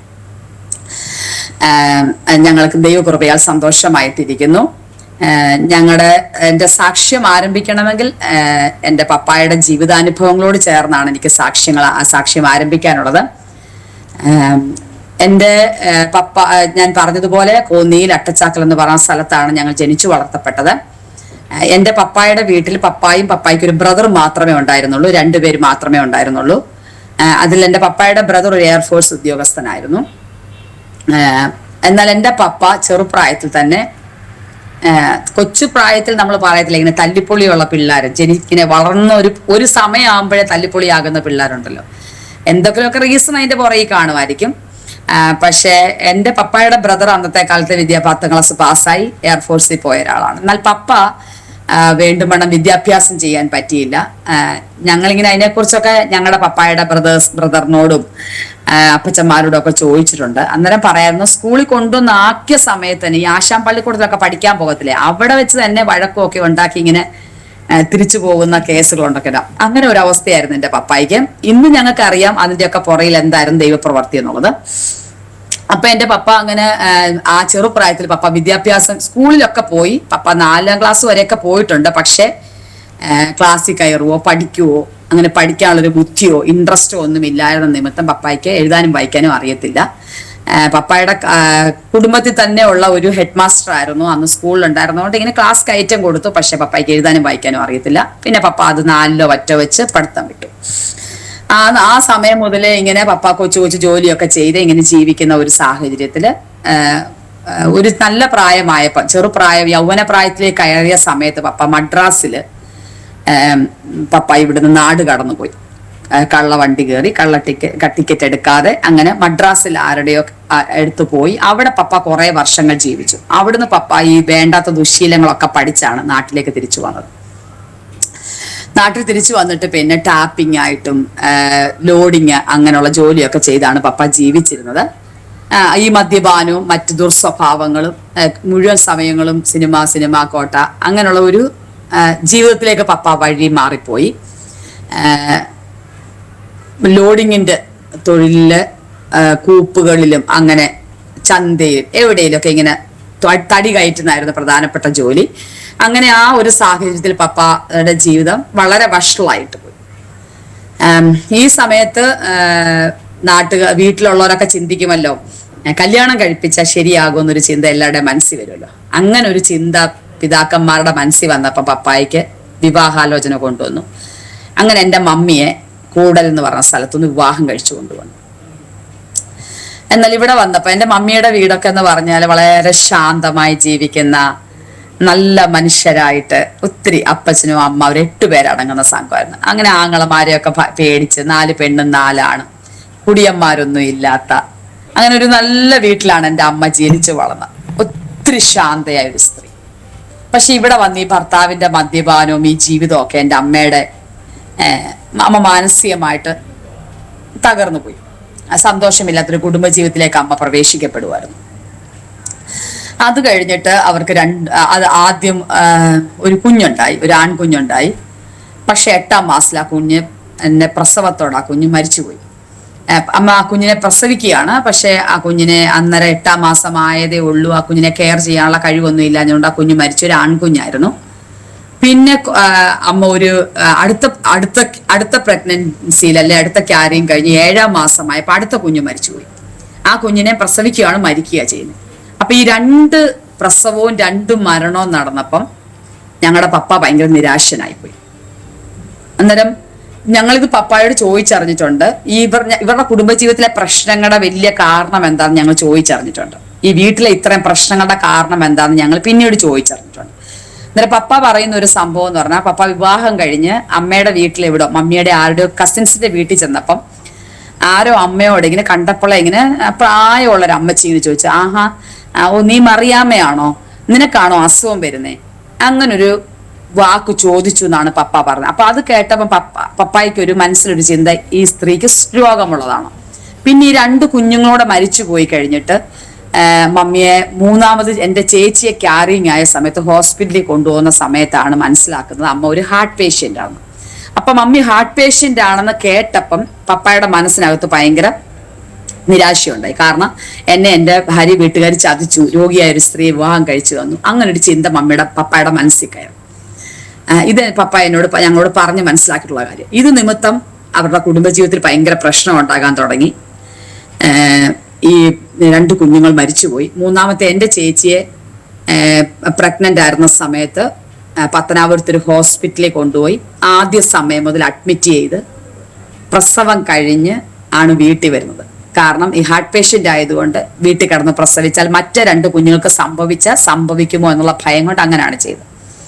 അപ്പൊ എൻ്റെ ചേച്ചിയെ പ്രസവിച്ചു കഴിഞ്ഞപ്പോഴത്തേക്ക് ഡോക്ടർമാർ പറഞ്ഞു, ഇനിയും പ്രസവിക്കരുത്, ഈ സ്ത്രീ വളരെ ക്ഷീണിതയാണ്, നിങ്ങൾക്ക് ദൈവം തന്ന ഒരു ദാനം, ജീവിച്ചിരിക്കുന്നെങ്കിൽ അമ്മയും മകളും ജീവിച്ചിരിക്കട്ടെ എന്ന ആശയത്തിലാണ് അവരെ വീട്ടിൽ പറഞ്ഞു വിട്ടു. അതിനുശേഷം പപ്പായുടെ ഈ മദ്യപാനവും വീട്ടിലെ ഈ അവസ്ഥകളൊക്കെ അമ്മ അധികം പിന്നെയും പ്രശ്നത്തിലേക്ക് കൊണ്ടുപോയി. മാനസികമായിട്ട് അമ്മ പിന്നെയും തകർന്നു പോയി. അത് കഴിഞ്ഞിട്ട് ഇനിയൊരു കുഞ്ഞുണ്ടാകരുതെന്ന് നിർബന്ധപൂർവ്വം ഡോക്ടർമാർ പറഞ്ഞിരുന്നെങ്കിലും എൻ്റെ മമ്മി എന്നെ ക്യാരിങ് ആയത് അറിയാതെ തന്നെ, എന്നെ ക്യാരിങ് ആയിരുന്നു, പക്ഷെ അത് അറിയാതെ തന്നെ എൻ്റെ പപ്പ ഫാമിലി പ്ലാനിങ് ചെയ്തു. കാരണം ഡോക്ടർമാരുടെ നിർദ്ദേശപ്രകാരം. പക്ഷെ ഓൾറെഡി ഞാൻ എൻ്റെ മമ്മിയുടെ വയറ്റിലുണ്ടായിരുന്നു. പക്ഷെ 6 മാസമായിട്ടും ഒരു കുഞ്ഞു വയറ്റിലുണ്ടെന്ന് മനസ്സിലാക്കാനുള്ള ഒരു മാനസികാവസ്ഥയിലല്ലായിരുന്നു അവർ. ഈ 6 മാസം കഴിഞ്ഞപ്പം അസുഖം കൂടി തിരുവനന്തപുരം മെഡിക്കൽ കോളേജിൽ കൊണ്ടുപോകുമ്പോഴാണ് അറിയുന്നത് വയറ്റിൽ ഇങ്ങനെ ഒരു കുട്ടിയുണ്ട്, 6 മാസം പ്രായം. അപ്പം ഡോക്ടർമാർ പറഞ്ഞു ഇനി ഞങ്ങൾക്ക് ഒരു പ്രതീക്ഷയുമില്ല, ഈ കുട്ടിയും രക്ഷപ്പെടത്തില്ല, അമ്മയും രക്ഷപ്പെടത്തില്ല എന്ന് പറഞ്ഞു ഹോസ്പിറ്റലിൽ നിന്ന്. അങ്ങനെ എൻ്റെ മമ്മിയെ വീട്ടിൽ കൊണ്ടുവന്നു. ഈ സമയത്ത് എൻ്റെ ഡെലിവറിയുടെ സമയത്ത് മമ്മി വിചാരിച്ചു ഈ സമാധാനമില്ലാത്ത വീട്ടിൽ നിന്നും ഈ കുടുംബ ജീവിതത്തിൽ നിന്നും ഈ ഭർത്താവിൻ്റെ അടുത്തു നിന്നൊക്കെ രക്ഷപ്പെടാൻ ആത്മഹത്യ ചെയ്യുന്നതിനേക്കാളും നല്ലത് ഇവിടെ കിടന്നങ്ങ് മരിക്കുന്നതാണ്. അപ്പം ഈ പ്രസവ സമയത്ത് അമ്മ ആരോടും പറഞ്ഞില്ലെന്നാണ് പറയുന്നത്. പ്രസവ വേദന ഉണ്ടായിട്ടും ഒന്നും പറഞ്ഞില്ലെന്നാണ് എന്നോട് പിന്നീട് പറഞ്ഞിട്ടുള്ളത്. കാരണം മരിക്കാനുള്ള ആഗ്രഹമുണ്ട്. പക്ഷേ അമ്മ വീട്ടിൽ എന്നെ പ്രസവിച്ചു. അമ്മ മരിച്ചില്ല, ഞാൻ മരിച്ചില്ല. സ്തോത്രം. അപ്പം ദൈവത്തിന്റെ വചനമൊക്കെ എത്ര നീ അമ്മയുടെ ഉദരത്തിൽ ഉരുവാകുന്നതിന് മുമ്പേ, സ്തോത്രം, മാനുഷ്യ പ്ലാനുകളൊക്കെ എൻ്റെ പപ്പ ഫാമിലി പ്ലാനിങ് ചെയ്ത ഒരാളാ, ഒരു കുട്ടി ഉണ്ടാകരുതെന്ന് വിചാരിച്ചു. പക്ഷെ അതിനു മുമ്പേ എൻ്റെ അമ്മയുടെ ഗർഭത്തിൽ ദൈവം എന്നെ മെടഞ്ഞു. ഇന്ന് നിങ്ങളുടെ മുമ്പിൽ ഈ മാർച്ച് മാസം 12-ാം തീയതി ഒരു ദൈവത്തിന്റെ സാക്ഷിയായി നിന്നുകൊണ്ട് യേശു ക്രിസ്തുവിനെ ഉയർത്തുവാൻ എനിക്ക് തന്ന ആ ഭാഗ്യത്തിന് ഞാൻ നന്ദി പറയുന്നു. ഒരുപക്ഷെ എൻ്റെ ജനനത്തിന് മുമ്പേ എന്നെ നശിപ്പിക്കാൻ നോക്കിയ പൈശാചിക മണ്ഡലങ്ങളുടെ മുമ്പിൽ നിന്ന് ദൈവം എൻ്റെ ജീവനെ മടക്കി തന്നതിനായി സ്തോത്രം ചെയ്ത് ഞാൻ എൻ്റെ കർത്താവിന് നന്ദി പറയുന്നു. അവിടുന്ന് പിന്നീടുള്ള ജീവിതം വളരെ വളരെ മാനസികമായിട്ടുള്ള ഭാരങ്ങളുള്ള ജീവിതമായിരുന്നു. 2 പെൺകുഞ്ഞുങ്ങൾ, ഈ കുടുംബത്തിലെ പ്രശ്നങ്ങൾ, ഇവർ തമ്മിലുള്ള വഴക്ക്, മദ്യപാനം, എപ്പോഴും മദ്യപിച്ചു വരുന്ന പപ്പ, എപ്പോഴും മമ്മിയെ ഉപദ്രവിക്കുന്ന കാണുന്നു. എനിക്ക് ബാല്യകാലം ഒത്തിരി ഞാൻ അങ്ങനെ വിവരിക്കുന്നില്ല, പക്ഷെ എൻ്റെ കണ്ണിൽ മുമ്പിൽ നിന്ന് മായാത്ത ഞാൻ പരസ്യങ്ങളിലും മറ്റ് പല ഡിവൈസുകളിലും പല ടെസ്റ്റിമണിലൊക്കെ ഞാൻ സാക്ഷ്യം പറഞ്ഞ അനേക സംഭവങ്ങൾ, എന്നെ മുറിവേൽപ്പിച്ചിട്ടുള്ള, കൊച്ചു പ്രായത്തിൽ എന്നെ മുറിവേൽപ്പിച്ചിട്ടുള്ള ഒത്തിരി സംഭവങ്ങൾ എൻ്റെ വീട്ടിൽ നിന്നുണ്ടായിട്ടുണ്ട്, എൻ്റെ മാതാപിതാക്കളിൽ നിന്നുണ്ടായിട്ടുണ്ട്. കാരണം സമാധാനം ആഗ്രഹിച്ച ഒരു കുഞ്ഞു ഹൃദയമായിരുന്നു ഞങ്ങൾക്ക്. ഈ ഒരു ദിവസം പക്ഷെ പപ്പ അധ്വാനിച്ചൊക്കെ കൊണ്ടുതരും, പപ്പ ഫുഡൊക്കെ കൊണ്ടുതരും. ചില സമയത്ത് പപ്പ 3-4 മാസം ഞങ്ങളുടെ വീട്ടിൽ വരത്തില്ല. അങ്ങനെയൊക്കെ ഞാൻ കണ്ടിട്ടുണ്ട്. ചിലപ്പോൾ ഞങ്ങളിങ്ങനെ മമ്മിക്ക് ഇച്ചിരി ആരോഗ്യമാകുമ്പോൾ മമ്മി വീട്ടിൽ ഞങ്ങളെ എടുത്തോണ്ട് പോകും, മമ്മിയുടെ വീട്ടിൽ കൊണ്ടുപോകും. അപ്പം പോകുമ്പോൾ സമയത്ത് ആ ബസ്സിലെ ക്ലീനറായിട്ട് പപ്പ നിൽക്കുന്നത് കാണാം. അപ്പൊ കുറേ ദിവസമായി ഞങ്ങളുടെ വീട്ടിൽ വന്നിട്ട്. അപ്പൊ ഇത് അപ്പനാണെന്നൊക്കെ ഓർക്കുമ്പോൾ ഒന്ന് ഓർത്ത് നോക്കിയേ. പിന്നെ കുറേ കാലം കാണാതിരിക്കുമ്പോൾ ഇടയ്ക്ക് സ്കൂളിൽ വരും. സ്കൂളിൽ വന്നിട്ട് കൂട്ടുകാരോട് ചോദിക്കും, ബെറ്റീന്നും ബെൻസിന്നും. എൻ്റെ ചേച്ചിയുടെ പേര് ബെറ്റീന്നും എൻ്റെ പേര് ബെൻസിന്നോ. അപ്പൊ അതൊന്നും തിരിച്ചു പറയാൻ പോലും അറിയത്തില്ല. അവിടെ വന്ന് ബെറ്റിക്ക് ബെൻസിയെ വിളിക്കും, ബെൻസിക്ക് ബെറ്റി, അങ്ങനെ തിരിച്ചു പറയാറുണ്ട്. അപ്പൊ അവിടെ വന്ന് ഞങ്ങളെ ഇങ്ങനെ കാണാനൊക്കെ ആഗ്രഹിക്കുക, സ്നേഹമുള്ളൊരു ഹൃദയമുണ്ടായിരുന്നു. പക്ഷെ എന്തോ ഇവര് തമ്മിലുള്ള ഈ പ്രശ്നങ്ങളും മദ്യപാനവും ഒക്കെ അങ്ങനെ ചില സമയത്ത് മദ്യപിച്ച് വന്ന് തുണികളെല്ലാം വാരിയിട്ട് കത്തിക്കും, വെച്ചിരിക്കുന്ന ഫുഡ് മുഴുവൻ എറിച്ച് കളയും, സകല സാധനങ്ങൾ നശിപ്പിക്കും, അമ്മയെ ഉപദ്രവിക്കുമ്പോൾ ഇടയ്ക്ക് കയറുന്നു ഞങ്ങളെ ഉപദ്രവിക്കും. പപ്പ കുടിച്ചു വരുമ്പോഴത്തേക്ക് ഞങ്ങൾ എവിടെയെങ്കിലും കട്ടിന്റെ കീഴിലോ ഒക്കെ ഓടി മറയും. സ്കൂളിൽ പോകുമ്പോൾ ഞാൻ എന്നും പറഞ്ഞു പോകുന്ന ഒരു സെന്റൻസ് ഉണ്ട്, അമ്മേ ഇന്ന് ആ മനുഷ്യൻ വന്നാൽ ഈ കഥ തുറന്നതിനകത്ത് കയറ്റിയേക്കണം. രാവിലെ ഞങ്ങൾ പോകുമ്പോൾ കാണത്തില്ല, പക്ഷെ ചിലപ്പം വൈകിട്ട് വരുമ്പോൾ ഇതിനകത്ത് ആള് കാണും. അപ്പൊ അത് ഞങ്ങൾക്ക് സഹിക്കാൻ പറ്റുന്നില്ല. അപ്പൊ ഞാൻ എന്നും പറഞ്ഞു അയാൾ വന്നാൽ ഇതിനകത്ത് കയറ്റിയേക്കരുത്. അപ്പൊ അത്രയ്ക്കൊരു വെറുപ്പായിരുന്നു പിതാവിനോടുണ്ടായിരുന്നു, ഭയമായിരുന്നു. വലിയൊരു അജാനബാഹുവായ മനുഷ്യന്. അപ്പൊ ഞങ്ങൾക്ക് ഭയമായിരുന്നു. ഇങ്ങനെ ഒരു സമാധാനമില്ലാതെ കഴിഞ്ഞ ബാല്യകാലം. വല്ലപ്പോഴും ഒക്കെ സ്കൂളിൽ പോവും, വല്ലപ്പോഴൊക്കെ പഠിക്കും, അങ്ങനെ. അപ്പം പപ്പായ ആണെങ്കിൽ ഈ ലോഡിങ് തഴുന്നതിന് ഇടയ്ക്ക് തന്നെ പപ്പ ഇങ്ങനെ എന്താ പറഞ്ഞ ഒരു ടാപ്പിങ്ങിന്റെ ഹാരിസൺ കമ്പനിയിൽ ടാപ്പിംഗ് ഉണ്ടായിരുന്നു. അപ്പം കുറെ നാൾ ഇവര് ചേച്ചി ഉണ്ടായ സമയത്ത് ലേത്തിൽ താമസിച്ചിട്ടുണ്ട്. അത് കഴിഞ്ഞ് പിന്നെ ഞാനും കൂടെ ഉണ്ടായി കഴിഞ്ഞ് ഈ വീട്ടിൽ കിടന്ന അപ്പച്ചനും അമ്മച്ചിയുമായിട്ടൊക്കെ അങ്ങ് വഴക്കാം. അപ്പൊ ഇവർക്ക് സമാധാനമില്ല. അങ്ങനെ വന്നപ്പം ഈ പപ്പായെ ഞങ്ങളെ ഇവിടുന്ന് മാറ്റി വേറൊരു സ്ഥലത്ത് കൊണ്ടുപോയി താമസിപ്പിച്ചു. അത് നമ്മൾ ഈ എക്കോ അടവി ടൂറിസം എന്നൊക്കെ പറഞ്ഞ് തണ്ണിത്തോട് തേക്കോട് എന്നൊക്കെ പറയുന്നതിനടുത്ത് എലിമുൾ എന്ന് പറഞ്ഞൊരു സ്ഥലത്ത് ഫോറസ്റ്റ് ഏരിയ ആണ്. അവിടെ ഞങ്ങൾ ഒരു 2-2.5 ഏക്കർ വസ്തു ഒക്കെ വാങ്ങി ഞങ്ങളെ അവിടെ ആക്കി. ഞങ്ങൾ ഈ ഫോറസ്റ്റ് തുടങ്ങുന്നത് കഴിഞ്ഞാൽ ഞങ്ങളുടെ വീടാണ് ആദ്യം. അപ്പൊ ഈ ആനയും പന്നിയും ഒക്കെയുള്ള വന്യമൃഗങ്ങളൊക്കെ ഉള്ള ആ നാട്ടിൽ കൊണ്ടുവന്ന ഒരു കൊച്ചു പുല്ല് മേഞ്ഞ വീടിനകത്ത് ഞങ്ങൾ താമസിക്കുകയാണ്. അപ്പൊ ഞാൻ 1-2 അവിടെ പഠിക്കുന്നു, ചേച്ചി 4ാം ക്ലാസ് വരെ. അപ്പൊ ഇവിടെ ഭയന്ന ജീവിക്കുന്നത്. ചിലപ്പം പന്നി, ചിലപ്പോ ആനയുടെ സൗണ്ട്, ഇതൊക്കെ കേട്ടിങ്ങനെ. പപ്പായും ഇല്ല, പപ്പ കുടിച്ചേച്ച് വീട്ടിൽ വരാറില്ല. മമ്മി ഞങ്ങളും കൂടെ പേടിച്ച് ഇവിടെ കിടക്കും. ചിലപ്പോ ഞങ്ങളുടെ അടുത്ത് പാമ്പ് കിടക്കുന്ന ഞങ്ങൾ കാണും. അങ്ങനെ അങ്ങ് കുഞ്ഞു ജീവിതത്തിൽ അങ്ങ് ഒത്തിരി ഭയന്ന് ജീവിച്ചൊരു കാലഘട്ടമാണ്. അത് കഴിഞ്ഞ് കുറെ കഴിഞ്ഞ് ആ സമയത്ത് ഞങ്ങൾ ഇവിടെ പാർത്തോണ്ടിരിക്കുമ്പോൾ പുല്ലുമേഞ്ഞൊരു വീടാണ്. പാർത്തോണ്ടിരിക്കുന്ന സമയത്ത് പെട്ടെന്ന് മമ്മിക്ക് അന്ന് പപ്പായും മമ്മിയും കൂടെ ഭയങ്കര വഴക്കുണ്ടായി. ആഹാരം എല്ലാം എടുത്തെറിഞ്ഞു. മമ്മി അന്നേരത്തേക്ക് 2 നെഞ്ചത്തടിയൊക്കെ നടത്തും. പിന്നെ ചിലപ്പം കാണാം കയറ് കൊടുത്തോണ്ട് ഇങ്ങനെ പോകുന്ന കാണാം. അത് കഴിഞ്ഞിട്ട് ആത്മഹത്യ ചെയ്യാനാ പോകുന്ന നമുക്കറിയത്തില്ല. പിന്നെയും തിരിച്ചു വരും ഈ കുഞ്ഞുങ്ങളെ ഓർക്കുമ്പോൾ. ഇങ്ങനെയൊക്കെ ഒരു അന്തരീക്ഷം. ഒരു ദിവസം ഇങ്ങനെ വഴക്കുണ്ടായി, അമ്മ മയങ്ങി വീണു. ഈ ഹാർട്ടിന്റെ പ്രോബ്ലം ഒന്നും കുറഞ്ഞിട്ടില്ലല്ലോ. അപ്പൊ വഴക്കുണ്ടായ ഉടൻ പുള്ളിക്കാരി മയങ്ങി വീഴും. അന്നേരം ആശുപത്രി വലിച്ചെടുത്തോണ്ട് പോകും. പിന്നെയും പുള്ളിക്കാരിയുടെ മയക്കമൊക്കെ തെളിഞ്ഞു വരും. പിന്നെ ഇങ്ങനെ കൊണ്ടുവരും. അങ്ങനെ അമ്മേനെ ചെയ്തിരുന്നത്. അപ്പൊ അന്നത്തെ ദിവസം എന്ന് പറഞ്ഞാൽ അമ്മ ഇങ്ങനെ കുറെ ദിവസമായിട്ട് ഹോസ്പിറ്റലിൽ അഡ്മിറ്റ് ആയി. അപ്പൊ ഞങ്ങൾ കുഞ്ഞുങ്ങൾ തന്നെ വീട്ടിലേക്ക് കൊച്ചു എന്താ പറഞ്ഞ പുല്ല് മേഞ്ഞ വീട്ടിൽ ഞാനും ചേച്ചി മാത്രമേ ഉള്ളൂ. അന്നേരം പപ്പ ചെന്നിട്ട് പപ്പായുടെ വീട്ടിൽ ചെന്നിട്ട് അപ്പച്ചനോട് പറഞ്ഞു, എന്റെ കൊച്ചുങ്ങൾ തന്നെയുള്ള അവിടെ, അവള് ഹോസ്പിറ്റലാ, അപ്പച്ചനും അമ്മയും കൂടെ അങ്ങോട്ട് പോയി ആ പിള്ളേർക്കൊന്ന് കൂട്ടിന് പോകാൻ പറഞ്ഞു. അപ്പച്ചൻ, എന്റെ വല്യപ്പച്ചൻ പറയുന്നത്, അവൻ പറഞ്ഞു ഞങ്ങൾക്ക് അവിടെ അങ്ങ് പൊറുക്കാൻ വയ്യ, കാട്ടിൽ എനിക്ക് കിടന്ന് പൊറുക്കാൻ വയ്യ, എനിക്ക് അവരെ അവിടെ ഇട്ടേച്ച് പോകാൻ വയ്യ, നിങ്ങൾ അവിടെ പോയി താമസിക്കുന്ന പറഞ്ഞെന്നാണ് അപ്പച്ചനും അമ്മച്ചും പറഞ്ഞത്. പപ്പ വെള്ളം അടിച്ചിട്ടാ പറഞ്ഞത്, അതുകൊണ്ട് പപ്പായ്ക്ക് അറിയത്തില്ല അതിനെ കുറിച്ച്. പക്ഷെ എന്ത് ചെയ്യുന്നു ചോദിച്ചാൽ ഞങ്ങളുടെ അപ്പച്ചനും അമ്മച്ചിയും കൂടെ അവർക്ക് കൊള്ളാവുന്ന സാധനങ്ങളെല്ലാം പെറുക്കി ഒരു കാളവണ്ടിയിലാക്കി നേരെ ഈ വീട്ടിൽ വന്ന് താമസിക്കുകയോ ചെയ്യുന്നു. അപ്പൊ ഹോസ്പിറ്റലിൽ നിന്ന് ഡിസ്ചാർജ് ചെയ്തുമ്പോ നേരെ ഞങ്ങളെ എങ്ങോട്ട് കൊണ്ടുപോയി അറിയാമോ? ഞങ്ങളുടെ തറവാട്ടിലേക്ക് കൊണ്ടുപോയി. ഈ അട്ടച്ചാക്കൽ എന്ന് പറഞ്ഞ സ്ഥലം, അവിടെ നല്ലൊരു വീടൊക്കെ അപ്പച്ചനുണ്ടാക്കി, നല്ലൊരു വീടൊക്കെ ഉണ്ട്. ഞങ്ങൾ ഇങ്ങനെ ഈ തറവാട്ടിലേക്ക് തിരിച്ചു വരുന്നു. അപ്പച്ചനും അമ്മച്ചിയും അവിടെ താമസമാക്കുന്നു. അപ്പൊ ഇവിടെ വന്ന ഒരു 6-7 മാസം കഴിഞ്ഞപ്പോഴുള്ള സംഭവമാണ് ഞങ്ങളുടെ ജീവിതത്തിലെ പ്രധാനപ്പെട്ട സംഭവമായിട്ട് വരുന്നത്. ഞങ്ങൾ പറഞ്ഞില്ലേ, ഈ പുല്ലുമേഞ്ഞ വീട്ടിൽ താമസിക്കുന്ന ആ നാട്ടില് തൊട്ടടുത്തൊരു ബ്രദറൻ ഹോളുണ്ട്. ഞങ്ങൾ പെന്തക്കോസ്തുകാരെ ഒന്നും കണ്ടിട്ടില്ല, എനിക്ക് അറിയത്തുമില്ല, ഞങ്ങളുടെ കുടുംബത്തിലോ ഒന്നും കണ്ടില്ല. പക്ഷെ ഇവിടെ ഒരു ബ്രദറിന്റെ ഹോള്, ഞങ്ങളുടെ ഇന്നും ആ ഹോൾ അവിടെ ഉണ്ട്. അവിടെ ആരാധന നടക്കുന്നില്ലെങ്കിൽ ആ ഹോൾ അവിടെ ഇപ്പോഴും കിടപ്പുണ്ട്. ഞങ്ങളുടെ പറമ്പിനോട് ചേർന്ന് കാണുന്ന ആ ഒരു ചെറിയ സ്ഥലത്ത് ഒരു കൊച്ചു ബ്രദറിന് ഹാളുണ്ട്. അപ്പൊ അവിടെ ഇങ്ങനെ ഞായറാഴ്ച ദിവസം പാട്ട് പാടുന്നതൊക്കെ ഞങ്ങൾ കേൾക്കാറുണ്ട്. അപ്പൊ ഇവിടെ ഭയങ്കര വഴക്ക. ഞാൻ ഇന്നും ഓർക്കുന്നുണ്ട്, ഭയങ്കരമായിട്ട് തീ വാരി, ഈ തുണിയെല്ലാം കൂടെ വാരി തീയിടാൻ വേണ്ടി മണ്ണെണ്ണയൊക്കെ കത്തിച്ച ആ ഒഴിച്ച ദിവസമൊക്കെ ഇവിടെ പ്രാർത്ഥന നടക്കുക. ഞാൻ ഓർക്കുന്ന അവിടെ ഇരുന്ന് ആരേലും ഞങ്ങൾക്ക് വേണ്ടി പ്രാർത്ഥിച്ച് കാണും. ദൈവമേ, ആ കുഞ്ഞുങ്ങൾക്ക് ഒരു ഞങ്ങൾ കരഞ്ഞോണ്ട് ഓടുവല്ലേ വഴിയിൽ കൂടെ. അപ്പൊ പ്രാർത്ഥിച്ച് കാണുമെന്ന് ഞാൻ മനസ്സിലാക്കി. അല്ലാതെ ഞങ്ങൾക്ക് വേണ്ടി പ്രാർത്ഥിക്കാനോ ഞങ്ങളുടെ വീട്ടിൽ നിന്ന് സൂക്ഷിച്ച പറഞ്ഞ ഒരു അനുഭവം ഞങ്ങളുടെ വീട്ടിൽ ഞങ്ങൾക്ക് അറിയില്ല. അങ്ങനെ ഞങ്ങൾ ആരെയും കണ്ടിട്ടില്ല. പക്ഷെ ഏത് സമുദായത്തിലാണ് ജനിച്ചേ? ഓർത്തഡോക്സ് സമുദായത്തില. സോറി, ഞാൻ അത് പറഞ്ഞില്ലായിരുന്നല്ലേ. ഓർത്തഡോക്സ് സമുദായത്തിലാണ് ഞങ്ങൾ ജനിച്ചു വളർന്നത്. ഓർത്തഡോക്സ് സമുദായത്തിലാണ് ജനിച്ചു വളർന്നത്. അപ്പം ഓർത്തഡോക്സ് പള്ളി ഈ എലിമുള്ളെന്ന് പറഞ്ഞ സ്ഥലത്തുള്ള ഓർത്തഡോക്സ് പള്ളി ഞങ്ങളുടെ തൊട്ട് വാതുക്കലാ കാണുന്നത്. പക്ഷെ പള്ളിയിലൊന്നും പോകാറില്ല. അപ്പൊ അവിടുന്ന് ഞങ്ങൾ ഇങ്ങനെ ഈ പെന്തക്കോസ്തുകാരുടെ പ്രാർത്ഥനയൊക്കെ എനിക്ക് ഞാനിപ്പോഴും ഓർക്കുന്നുണ്ട്. സുതിപ്പിൻ സുതിപ്പിൻ എന്നുള്ള പാട്ടൊക്കെ ആദ്യമായിട്ട് കേട്ടുള്ളതൊക്കെ എന്റെ മനസ്സിൽ ഓർമ്മയുണ്ട്. പക്ഷെ അവിടുന്ന് ഞങ്ങൾ ഈ മമ്മിയെ ഹോസ്പിറ്റലിൽ ഡിസ്ചാർജ് ചെയ്ത് നേരെ കൊണ്ടുവന്ന് അട്ടച്ചാക്കൽ എന്ന് പറഞ്ഞ സ്ഥലത്ത് അവിടെ ഞങ്ങൾ വരുന്നു. പിന്നെ പപ്പ ഇതുപോലെ വെള്ളമടിച്ച് നടക്കുന്നു, പിന്നെ ഇങ്ങനെ നടക്കുന്നു. കുറെ മാസങ്ങൾ, വർഷങ്ങൾ അങ്ങനെ ജീവിച്ചു. അപ്പൊ ഇതിനിടയ്ക്ക് വെച്ച് ഒരു ദിവസം പപ്പ ഭയങ്കര പ്രശ്നം വീട്ടിലുണ്ടാക്കി. കുറെ ദിവസങ്ങളിലൊക്കെ സമാധാനമില്ലാതെ അങ്ങനെ കഴിയുന്ന സമയത്ത് പപ്പ അവസാനം ഒരു തീരുമാനമെടുത്തു, ഞങ്ങളെ കളഞ്ഞേച്ച് പോവുക എന്നുള്ള പ്ലാൻ. മക്കളെ ഉപേക്ഷിച്ചിട്ട് നാട് വിട്ടു പണ്ടത്തെ മദ്രാസിലേക്ക് പോകാമെന്നൊരു ചിന്ത പുള്ളിയുടെ മനസ്സിൽ വന്നു. അങ്ങനെ പുള്ളിക്കാരൻ പപ്പ അന്നും കുടിച്ചിട്ട് വീട്ടിൽ വന്നു. ഞങ്ങളെയൊക്കെ കണ്ടു കാണുമായിരിക്കും, ഞങ്ങളോടൊന്നും പറയുന്നില്ലല്ലോ. അങ്ങനെ വീട്ടിൽ വന്ന് വഴക്കമൊക്കെ ഉണ്ടായി കഴിഞ്ഞപ്പം നേരെ മദ്രാസിലേക്ക് പോകാൻ വേണ്ടി പപ്പ ബസ് കയറാൻ വേണ്ടി ഞങ്ങളുടെ വീട്ടിൽ നിന്ന് ഇറങ്ങിപ്പോയി. ആ ജംഗ്ഷനിൽ ചെന്ന് ബസ് കാത്തു നിൽക്കുന്ന സമയത്ത് അവിടെ ഒരു സുവിശേഷ പ്രസംഗം നടക്കുകയാണ്. CJ മാനുവേൽ എന്ന് പറയുന്ന കണ്ണു കാണാത്ത ആ ഉപദേശി, അദ്ദേഹത്തിന്റെ ടീമിലുള്ള 8 പേരടങ്ങുന്ന ഒരു സംഘം. അതിനകത്ത് ഒരു അമ്മാമയുണ്ട്, ഒരു പാസ്റ്ററുണ്ട്, കുറെ യൗവനക്കാര്, കുഞ്ഞുങ്ങൾ 15, 16, 17 വയസ്സുള്ള കുറെ യൗവനക്കാരായിട്ടുള്ളുണ്ട്. 7-8 പേരന്നുണ്ട്. അവരവിടെ ചിഞ്ചിലൊക്കെ കൊട്ടി തമ്പാറൊക്കെ അടിച്ച് ഇങ്ങനെ പാട്ട് പാടുന്നു. പപ്പ ഇങ്ങനെ ബസ് കാത്ത് നിൽക്കുകയാണെങ്കിൽ ഇവരുടെ പാട്ടും ഈ സന്തോഷമൊക്കെ കേട്ട് ഇതൊക്കെ കണ്ട് അവിടെ പപ്പ കല്ലിങ്ങിലിരിക്കുകയാണ്. കുറെ നേരം പപ്പ അവിടെ ഇരുന്ന് ഇവരുടെ പാട്ടൊക്കെ കേട്ടു. അത് കഴിഞ്ഞ് കണ്ണു കാണാത്ത മനോദേശി പ്രസംഗിച്ചു.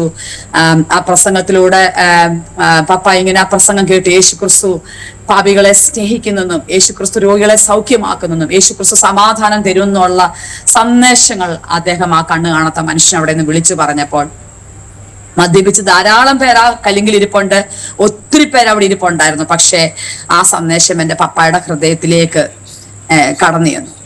സ്തോത്രം. ആ പ്രസംഗമെല്ലാം കഴിഞ്ഞ് അവര് ആ കടത്തിണ്ണയിൽ തന്നെ സന്ധ്യ കഴിഞ്ഞു, രാത്രിയാകാറായി. ആ കടത്തിണ്ണയിൽ തന്നെ വിശ്രമിക്കാൻ വേണ്ടി അവർ പദ്ധതി ചെയ്യുമ്പോൾ പപ്പ ആ കലിങ്കിൽ നിന്ന് എഴുന്നേറ്റ് അവരോട് ചെന്നിട്ട് പറഞ്ഞു, നിങ്ങൾ അപ്പൊ ആ പപ്പ പറയുന്നത് എങ്ങനെയാണ്, ആ ദൈവദാസൻ ആത്മാവിൽ ഇങ്ങനെ വിളിച്ചു പറഞ്ഞു, ഇവിടെ ഒരു ചെറുപ്പക്കാരൻ സമാധാനമില്ലാതെ ഒരു ചെറുപ്പക്കാരൻ ഇങ്ങനെ നാട് വിട്ടു പോകാൻ വേണ്ടി പദ്ധതിയിട്ട് ഇവിടെ വന്നിരിക്കുന്ന ഒരു ചെറുപ്പക്കാരനുണ്ട്, നിന്നെ കർത്താവ് സ്നേഹിക്കുന്നു എന്ന് ആ മനുഷ്യൻ പ്രവചനാത്മാവിൽ വിളിച്ചു പറഞ്ഞു എന്നാണ് പപ്പ പറയുന്നത്. അത് കേട്ടപ്പോഴാണ് പപ്പായ്ക്ക് ചിന്ത വന്നത്, എന്നെ കുറിച്ചാണ് പറയുന്നത്. അങ്ങനെ പപ്പ എഴുന്നേറ്റ് എന്ന് അവരോട് പറഞ്ഞു, നിങ്ങൾ പറഞ്ഞ പോലെ ഞാൻ ആ ചെറുപ്പക്കാരൻ, സമാധാനമില്ലാത്ത ചെറുപ്പക്കാരൻ ഞാനാണ്. എൻ്റെ മക്കളെയും ഭാര്യയും വിട്ട് അവസാനത്തെ ബസ്സിന് കയറി ഞാൻ പുനലൂര് ചെന്ന് ട്രെയിൻ കയറി പോകാൻ പ്ലാൻ ചെയ്താണ് ഞാൻ ഇവിടെ വന്നത്. അങ്ങനെ എനിക്ക് നിങ്ങൾ പറയുന്ന പോലെ യേശുക്രിസ്തു സൗഖ്യമാക്കുമെങ്കിൽ എൻ്റെ ഭാര്യ ഇങ്ങനെ ഹാർട്ട് പേഷ്യൻ്റ് ആണ്, തിരുവനന്തപുരം മെഡിക്കൽ കോളേജിൽ നിന്ന് ഡോക്ടർ പറഞ്ഞു ഇനി ഇങ്ങനെ കൊണ്ടുവരണ്ട, ഈ സ്ത്രീ ഇനി ജീവിച്ചിരിക്കത്തില്ല. അങ്ങനെ ഞാൻ എൻ്റെ വീട്ടിൽ കൊണ്ടുവന്ന് ആക്കിയിട്ടുണ്ട്. അപ്പൊ അമ്മ അവസാനമൊക്കെ വന്നപ്പോഴത്തേക്ക് അങ്ങ് അസ്ഥികൂടമായി ജോലിയൊന്നും ചെയ്യാൻ വയ്യ, തീരെ കിടപ്പായി പോയി മമ്മി. അപ്പം അങ്ങനെ ഉണ്ടെന്ന് പറഞ്ഞു. അങ്ങനെ ആ ദേവദാസന്മാർക്ക് ഭയം തോന്നി, കാരണം പപ്പായുടെ ശരീരപ്രകൃതി, പപ്പായുടെ സംസാരം, മദ്യപിച്ചിട്ടുണ്ട്, എല്ലാം കൂടെ ആയപ്പം മനുഷ്യമായിട്ട് അതും സന്ധിയായി, എല്ലാവർക്കും പേടി തോന്നിക്കുന്ന ഒരു പ്രകൃതമാണെങ്കിലും അവര് അന്നത്തെ പപ്പായുടെ ആ റിക്വസ്റ്റിനകത്ത് ആ ദേവദാസന്മാർ ഞങ്ങളുടെ വീട്ടിൽ വന്നു. എനിക്ക് ഓർമ്മയുണ്ട് ആ ദിവസം, കാരണം സന്ധ്യ കഴിഞ്ഞെന്ന് ഞാൻ പറഞ്ഞല്ലോ. അവിടെ റോഡിൽ നിന്നോട് വിളിച്ചു പറഞ്ഞു വിളക്ക് കൊണ്ടുവരാൻ പറഞ്ഞു. അപ്പം മഷിക്കുപ്പിക്കകത്ത് തിരിയിട്ട് അന്നത്തെ കാലത്ത് വിളക്ക് കത്തിക്കുമായിരുന്നു. അങ്ങനെ ഒരു വിളക്കായിരുന്നു ഞങ്ങളുടെ വീട്ടിലുണ്ടായിരുന്നു. ആ വിളക്കും കൊണ്ട് ഞങ്ങൾ മേളിച്ചെന്ന്, ഞാനും എൻ്റെ ചേച്ചിയും കൂടെ മേളിച്ചെന്ന്, അപ്പം ഇങ്ങനെ കുത്തുകല്ലിറങ്ങി 8 പേര് ഞങ്ങളുടെ വീട്ടിൽ വരുന്ന സംഭവമാണ് രാത്രി കാണുന്നത്. അവര് വീട്ടിൽ വന്നു, ഞങ്ങളുടെ അമ്മയ്ക്ക് വേണ്ടി അവിടെ തന്നെ വന്ന സമയത്ത് തന്നെ അമ്മയെ കാണിക്കുന്നു, അമ്മയ്ക്ക് വേണ്ടി പ്രാർത്ഥിക്കുന്നു. അത് കഴിഞ്ഞിട്ട് പപ്പ പറഞ്ഞു നിങ്ങൾ എങ്ങും പോകണ്ട, ഈ റൂമിനകത്ത് വിശ്രമിച്ചോളാൻ പറഞ്ഞു. ഞങ്ങളുടെ അവിടുത്തെ ആ ഹോള് പോലുള്ള റൂമിനകത്ത് അവർ വിശ്രമിക്കുന്നു. രാത്രി മുഴുവൻ അവർ ഞങ്ങൾക്ക് വേണ്ടി പ്രാർത്ഥിച്ചു. സ്തോത്രം. ആ ഒരു മുഖാന്തരം ആണ് ഞങ്ങൾ ഇന്ന് നിങ്ങളുടെ മുമ്പിൽ ഇരുന്ന് ഇങ്ങനെ സാക്ഷ്യം പറയേണ്ടത്. എൻ്റെ ജീവിതത്തിൽ ഏറ്റവും ഞാൻ സ്നേഹിക്കുന്ന, ഞങ്ങളുടെ ജീവിതത്തിൽ ഏറ്റവും പ്രധാനപ്പെട്ട ദിവസം എന്താന്ന് ചോദിച്ചാൽ ആ ദിവസമാണ്. സ്തോത്രം. ഞാൻ എൻ്റെ ബർത്ത്ഡേ കുറിച്ചോ ഞങ്ങളുടെ ആരുടെയും ബർത്ത്ഡേ കുറിച്ചോ ചിന്തിക്കുകയോ ആലോചിക്കുകയോ ഓർക്കുകയോ ഒന്നും ചെയ്തില്ല. പക്ഷെ പപ്പായ്ക്ക് ആ ദിവസം ഒന്നും ഓർമ്മയില്ല, കാരണം പപ്പായ്ക്ക് അങ്ങനെ ചിന്തിക്കാനുള്ള കഴിയില്ല, ഞങ്ങളന്ന് കുഞ്ഞുങ്ങളാണ്. പക്ഷെ പിന്നീട് അവരിൽ നിന്ന് മനസ്സിലാക്കണം, ആ പാസ്റ്റർമാരിൽ നിന്ന് മനസ്സിലാക്കിയതാണ് അത് 1979 ജനുവരി മാസം 26-ാം തീയതി ആയിരുന്നു ദിവസം എന്നുള്ളത്. അവരിൽ നിന്ന് ഞങ്ങൾ പിന്നീട് മനസ്സിലാക്കണം. ഒരു റിപ്പബ്ലിക്കൻ ഡേയിലായിരുന്നു. സ്തോത്രം. ഞാൻ ഈ സന്ദേശം കേൾക്കുന്നവരോട് ഞാൻ പലപ്പോഴും എനിക്ക് മെസ്സേജ് പറയാൻ കിട്ടുന്ന സാഹചര്യങ്ങളൊക്കെ ഞാനത് പറയും. അതുകൊണ്ട് എൻ്റെ ഈ ടെസ്റ്റ് മണി കേൾക്കുന്നവരോട് ഞാനൊരു അനുഭവത്തിൽ നിന്ന് ഞാനത് പറയുകയാണ്. അന്ന് രാത്രി ഞാൻ പറഞ്ഞല്ലോ, അവരെത്രയോ കിലോമീറ്ററുകൾ നടന്നാണ് ഞാൻ അവരോട് ചോദിച്ചിട്ടുണ്ട്, നിങ്ങൾ എന്തിനാ ഈ അട്ടച്ചാക്കൽ എന്ന് പറഞ്ഞ സ്ഥലത്ത് വന്നു? കാരണം വേറെ എത്രയോ സ്ഥലങ്ങളുണ്ട്. അവരപ്പം റാന്നിയിൽ നിന്നോ മറ്റോ നടന്ന് ഇങ്ങനെ ഓരോ ജംഗ്ഷൻ കാണുന്നിടത്ത് വിളിച്ചു പറഞ്ഞ് സുവിശേഷം പറഞ്ഞ്, മൈക്കില്ല, യാതൊരു സംവിധാനങ്ങളുമില്ല, ആഹാരം കഴിപ്പാൻ അവരുടെ കയ്യിലൊന്നുമില്ല, അവർക്ക് ആരും പൈസ കൊടുക്കാറില്ല. അന്ന് രാത്രി ഈ 8 പേര് ആഹാരം കഴിക്കാതാണ് ഉറങ്ങിയതെന്ന് ഓർക്കണം. സ്തോത്രം. അങ്ങനെ ദേശത്ത് നടന്ന് സുവിശേഷം പറയുന്ന നിമിത്തമാണ് ഒരു കുടുംബം രക്ഷിക്കപ്പെട്ടത്. സ്തോത്രം. എൻ്റെ പിതാവിനെ പോലൊരു മനുഷ്യനെ രക്ഷയിലേക്ക് നയിക്കാൻ അവരുടെ ആത്മഭാരമുള്ള ഹൃദയം. സ്തോത്രം. പട്ടിണി കടന്ന് അവര് കർത്താവിന്റെ നാമത്തിന് വേണ്ടി അധ്വാനിച്ചതാണ് അതിന് മുഖാന്തരം. ഇന്ന് നമ്മൾ ഒത്തിരി സുവിശേഷ പ്രസംഗങ്ങൾ ചെയ്യാറുണ്ട്, ഇന്ന് നമ്മൾ പരസ്യങ്ങൾ നടത്താറുണ്ട്. അതിന്റെയൊക്കെ പുറകിലുള്ള ലക്ഷ്യങ്ങൾ എന്താ നമുക്ക് അറിയത്തില്ല. പക്ഷേ സ്തോത്രം, ഇന്നും ആത്മഭാരമുള്ളൊരു ഹൃദയത്തോടെ ദേശത്തിന്റെ ഏതെങ്കിലും ഒക്കെ മുക്കിലും മൂലിലും കോണിലും നിന്ന് സുവിശേഷം വിളിച്ചു പറഞ്ഞാൽ, ഇതുപോലെ എൻ്റെ പിതാവിനെ പോലെ ഞങ്ങളെപ്പോലെ സമാധാനം അനുഭവിക്കാത്ത, സന്തോഷമില്ലാത്ത, നിത്യമായ നാശത്തിലേക്ക് പോകുന്ന ഒത്തിരി പേര് നമ്മുടെ സന്ദേശം കേൾക്കാനുണ്ടെന്നും അവർ യേശു ക്രിസ്തുവിനെ അറിയുമെന്നുമുള്ളതൊരു സത്യമാണ്. അതുകൊണ്ട് പ്രേക്ഷകർക്ക് അത് ഞാനൊരു ആത്മഭാരമായിട്ട് ഇരുത്തി തരികയാണ്. നമ്മൾ ചെയ്യുന്ന ഒരു പ്രവൃത്തിയും നഷ്ടമാകത്തില്ല. ഒരു കുടുംബത്തെ അന്ന് രാത്രി ദൈവം രക്ഷിക്കാനിടയിൽ തന്നു. പക്ഷെ ഇപ്പൊ ഞാൻ പറയുന്ന പോലെ പെട്ടെന്നൊരു ഡെലിവറൻസ് ഒന്നും ഞങ്ങളുടെ വീട്ടിൽ നടന്നില്ല. അവർ ഞങ്ങളുടെ മാതാവിന് വേണ്ടി പ്രാർത്ഥിച്ചു. കുറെ ദിവസം 6-7 ദിവസം അവരവിടെ താമസിച്ചെന്ന് എനിക്ക് ഓർമ്മയുണ്ട്. വൈകിട്ട് വന്ന് താമസിക്കും, പിന്നെ അവർ സുവിശേഷം പറയാൻ പോകും. അങ്ങനെ വന്ന് എല്ലാ ദിവസവും അവർ പ്രാർത്ഥിക്കുമായിരുന്നു. പിന്നീട് അവസാനം ഇറങ്ങിപ്പോകാൻ നേരം അവസാനത്തെ ദിവസമായപ്പോഴത്തേക്കും അമ്മയ്ക്ക് ഒരല്പം സൗഖ്യമായി. മമ്മ എഴുന്നേറ്റു, ഏറ്റു. അവർക്ക് പപ്പ പറയുന്നത് കപ്പ പുഴുങ്ങി കൊടുക്കാൻ നേരം അമ്മ പപ്പയെ സഹായിച്ചു എന്നൊക്കെ പപ്പ പറയുന്നത്. ഞങ്ങൾക്ക് അതിനെക്കുറിച്ച് എനിക്ക് അത്രയും പറയാൻ അറിയത്തില്ല ക്ലിയർ ആയിട്ട്. പക്ഷെ അങ്ങനെ സഹായിച്ചു. എന്നാൽ പൂർണ്ണമായൊരു ഡെലിവറൻസ് അമ്മയിൽ സംഭവിച്ചില്ല. എങ്കിലും അമ്മ അങ്ങനെ സൗഖ്യമായി. വ്യത്യാസങ്ങൾ അമ്മയിൽ കണ്ടു തുടങ്ങി. പപ്പായും അവരോട് കൂടെ ഇറങ്ങിപ്പോയിട്ട് പപ്പ കൂപ്പിലോ മറ്റോ ലോഡിങ് കഴിച്ച ദിവസങ്ങൾ കഴിഞ്ഞാണ് പപ്പ മടങ്ങി വരുന്നത്. പക്ഷെ അതെനിക്ക് ഓർമ്മയുണ്ട്. പപ്പ മടങ്ങി വരുമ്പം മടങ്ങി വരുന്നതിനകത്തുള്ള ദിവസങ്ങൾ ഞങ്ങളുടെ അമ്മ പൂർണ്ണ സൗഖ്യമുള്ളതായി തീർന്നു. അമ്മയുടെ പഴയ ആരോഗ്യം അമ്മയ്ക്ക് മടക്കി കിട്ടി. അമ്മ എല്ലാ ജോലിയും ചെയ്യാൻ തുടങ്ങി. കിണറ്റിൽ നിന്ന് വെള്ളം കോരാൻ തുടങ്ങി, വെള്ളം എടുക്കാൻ തുടങ്ങി. അങ്ങനെയുള്ള എല്ലാ ജോലികളും അമ്മ ചെയ്യും. പക്ഷെ പപ്പ ആ സമയത്ത് ഇവിടെ ഇല്ല. മമ്മിയുടെ വീട്ടിൽ പോയി അമ്മ പൈസ വാങ്ങിച്ചുകൊണ്ട് വന്ന് ഞങ്ങൾക്ക് ആഹാരം വെച്ച് തന്നു. ദിവസങ്ങൾക്ക് ശേഷം അങ്ങനെ ആഹാരം വെച്ച് തരാൻ, അങ്ങനെയൊക്കെ ഒത്തിരി വ്യത്യാസങ്ങൾ അമ്മയിൽ കണ്ടു.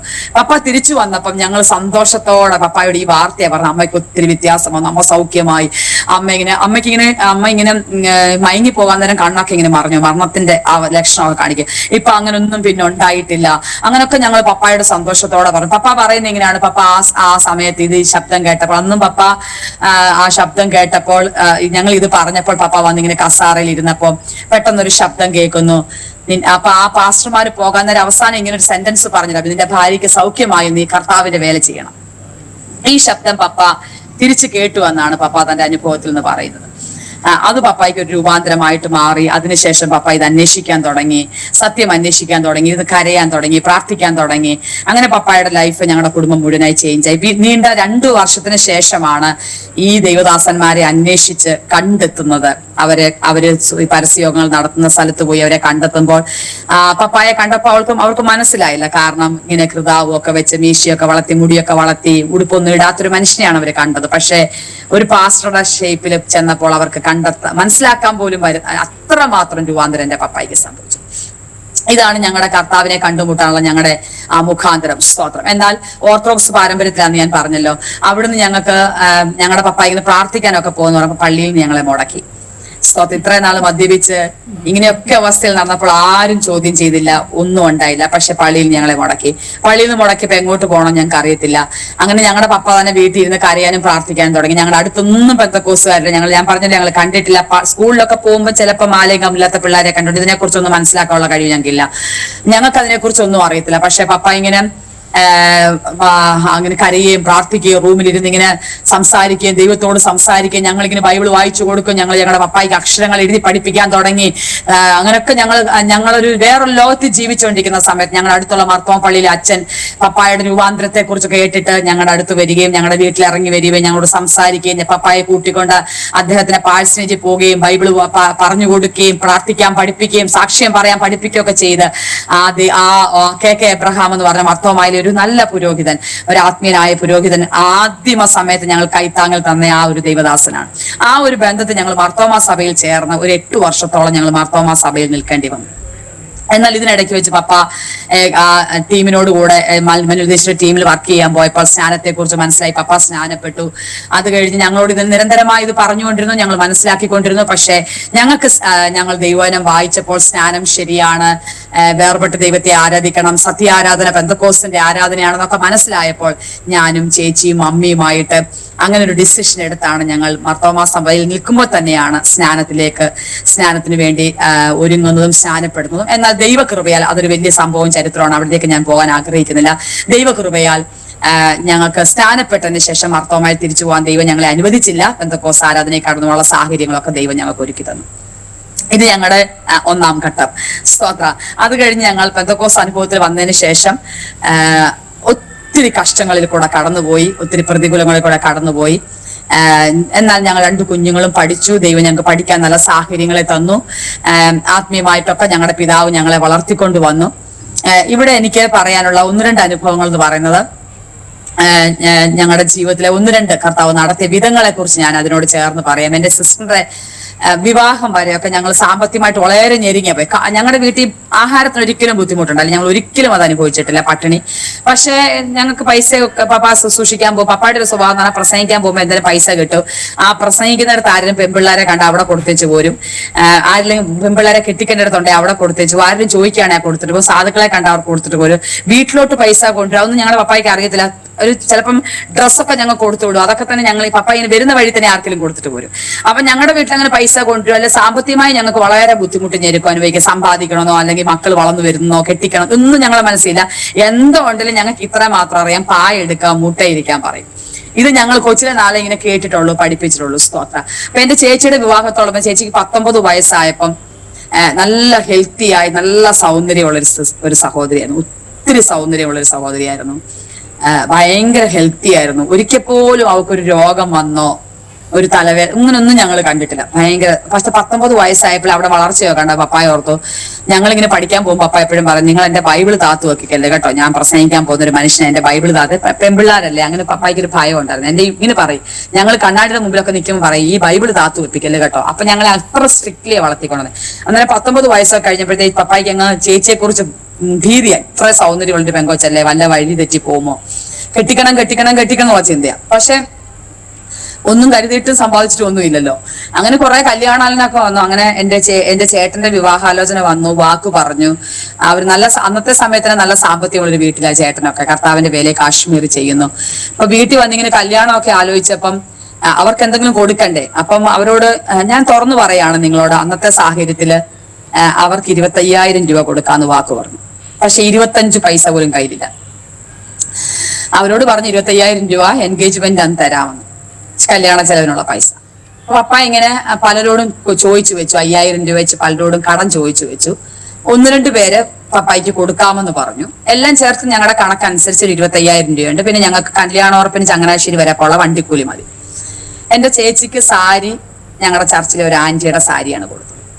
അതുപോലും ഞങ്ങൾ എടുക്കാൻ പൈസക്ക് പോയില്ല, പൈസ ഇല്ലാത്തതുകൊണ്ട് അതിനും പോയില്ല. അവരവരുടെ ഒരു സാരിയാണ് ഞങ്ങൾക്ക് തന്നത്.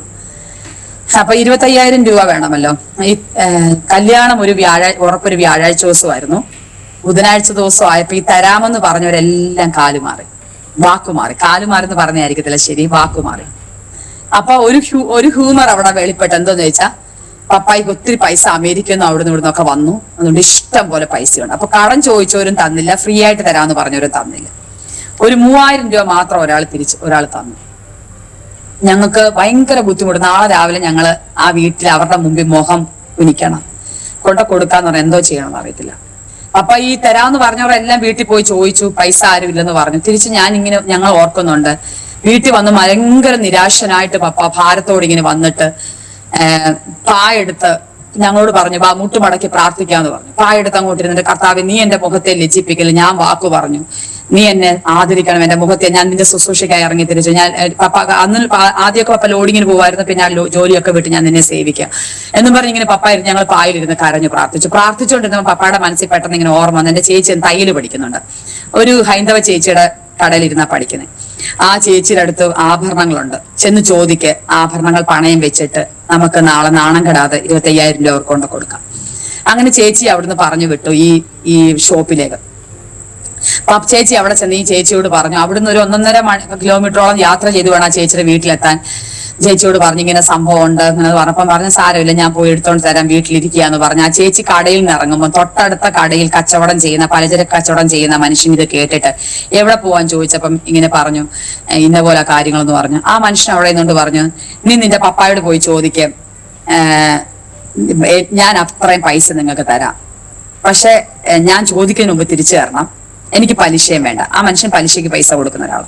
പലിശയും വേണ്ട, ചോദിക്കുന്നതിന് മുമ്പ് തിരിച്ചു തരണം, നീ നിന്റെ പപ്പായോട് പോയി ചോദിച്ചിട്ട് വരാൻ പറഞ്ഞു. ചേച്ചി പിന്നെയും വീട്ടിൽ വന്നിട്ട് ഇങ്ങനെ പറയുന്നെന്ന് പറഞ്ഞു. അപ്പൊ പപ്പ പറഞ്ഞു വാങ്ങിച്ചോണ്ട് വരാൻ പറഞ്ഞു. അങ്ങനെ ആ പൈസ അദ്ദേഹം തന്നു. ഞങ്ങളുടെ ചേച്ചിയുടെ എൻഗേജ്മെന്റ് നടത്തുന്നത് ആ പൈസ കൊണ്ടാണ്, കൊടുത്തു.